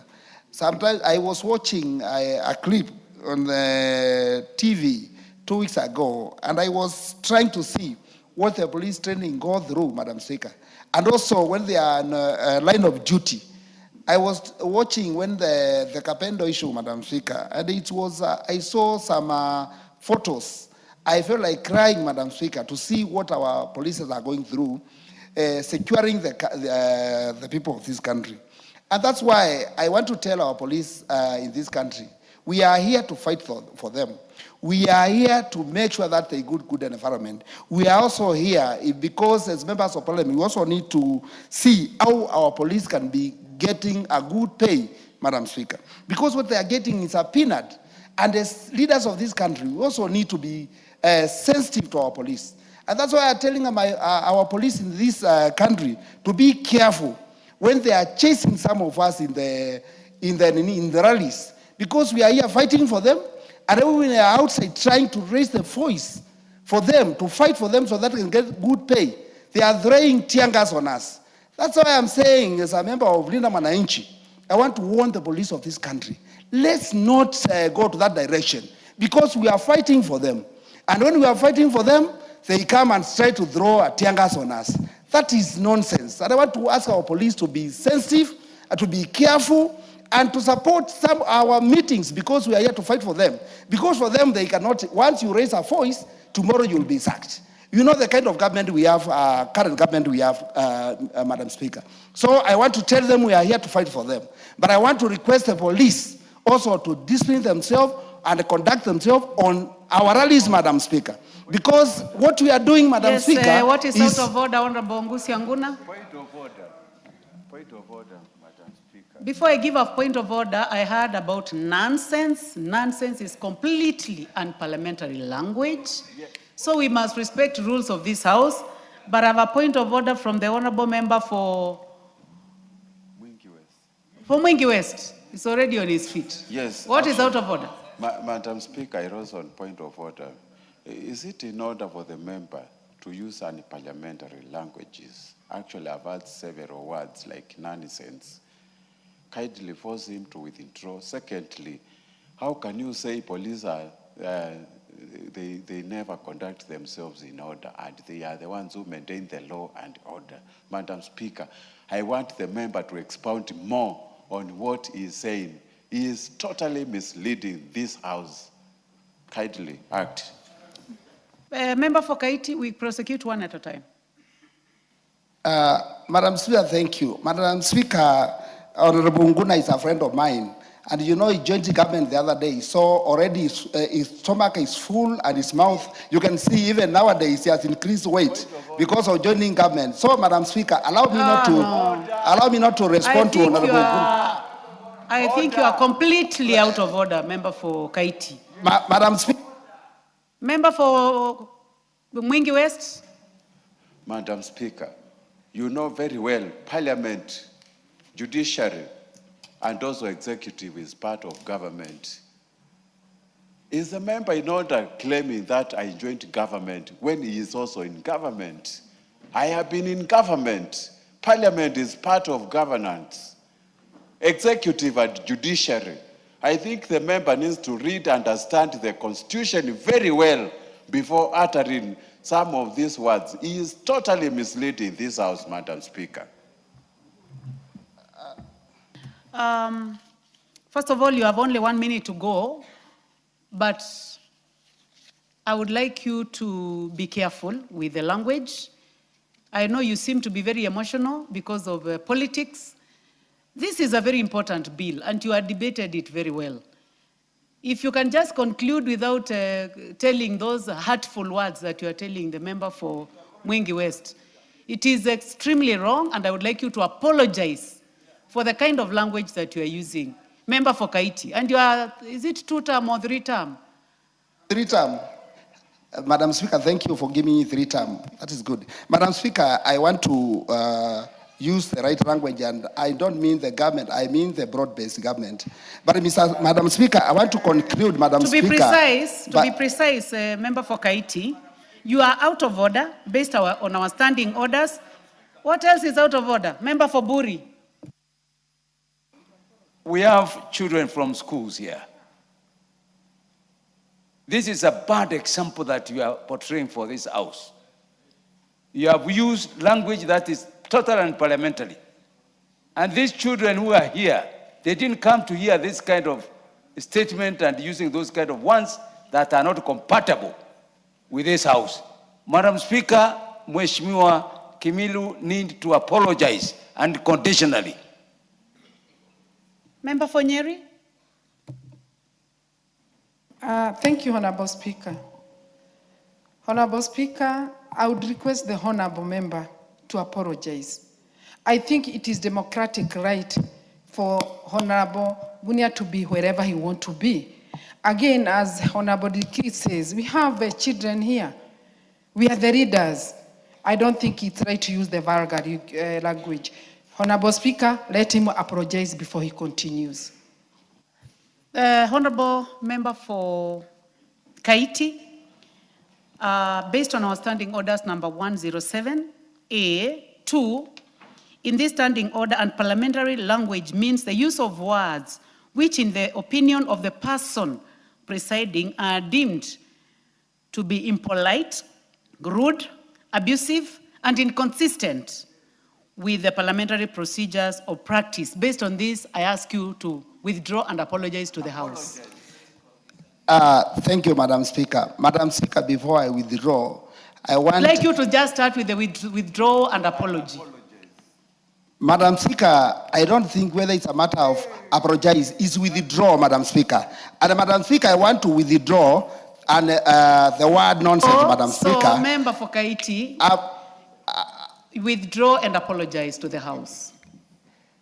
I do not worry so much about the children in there, but we have rules of this House, and you have gone against our standing orders. I order that you withdraw and apologize.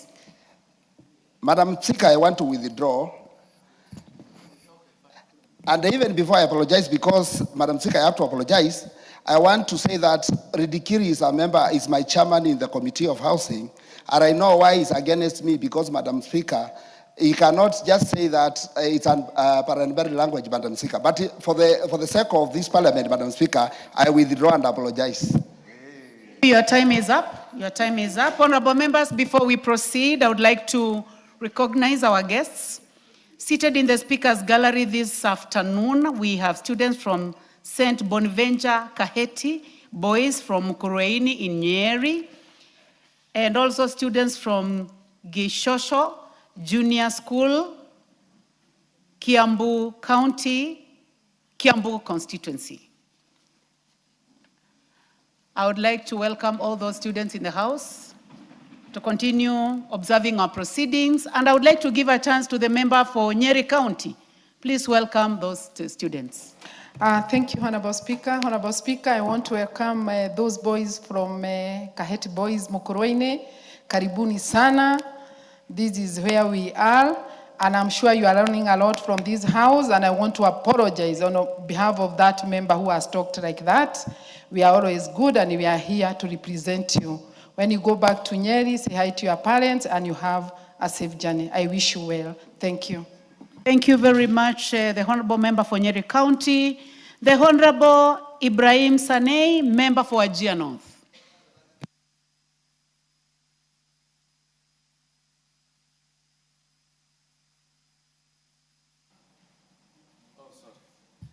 Thank you, Madam Speaker. This act to amend the National Police Service Act, I have some issues with it, and I don't have to belabor on the obvious, the qualification of an IG, DIG, and what is required, not of them in the context of their removal or not qualifying, are straightforward, and I don't have to talk much about them. Of importance to me, Madam Speaker, the police do a very important role in this country, to the extent that should we have 5 minutes without policing, we will lose our nationhood. That's to the extent to which they are very important. They are a very important sector of our security, Madam Speaker. Their work is majorly to enforce the law, and that requires non-interference, non-politicization of such a vital, important sector of the government. And in doing so, we don't have to legislate for the person holding the office in mind, but for the office itself, for purposes of perpetuity. We are making laws for generations to come, not for the current IG, for IGs into the future, a multitude of them. With that kind of mindset, we must be objective and clear. Hypothetically, I mean to say, if you legislate having in mind for a particular IG, say who may be in office, I'm just saying hypothetically, the same law which is ill framed can catch up with an IG whom you will like so much, who is effective and performing. So let us legislate with objectiveness for perpetuity. Madam Speaker, I had a colleague of mine trying to blame the IG on so many things around the police service. It is clear from independence, it used to be a police force, to what it is now, a police service under the 2010 Constitution. Order, Honorable Sene. Honorable Sene will have a balance of 8 minutes when debate on this bill resumes. So you have an opportunity to be in the House so that you can take your 8 minutes. Honorable members, and the time being 1 minute past 1 p.m., this House stands adjourned until today, Wednesday, 1st April 2026 at 2:30 p.m.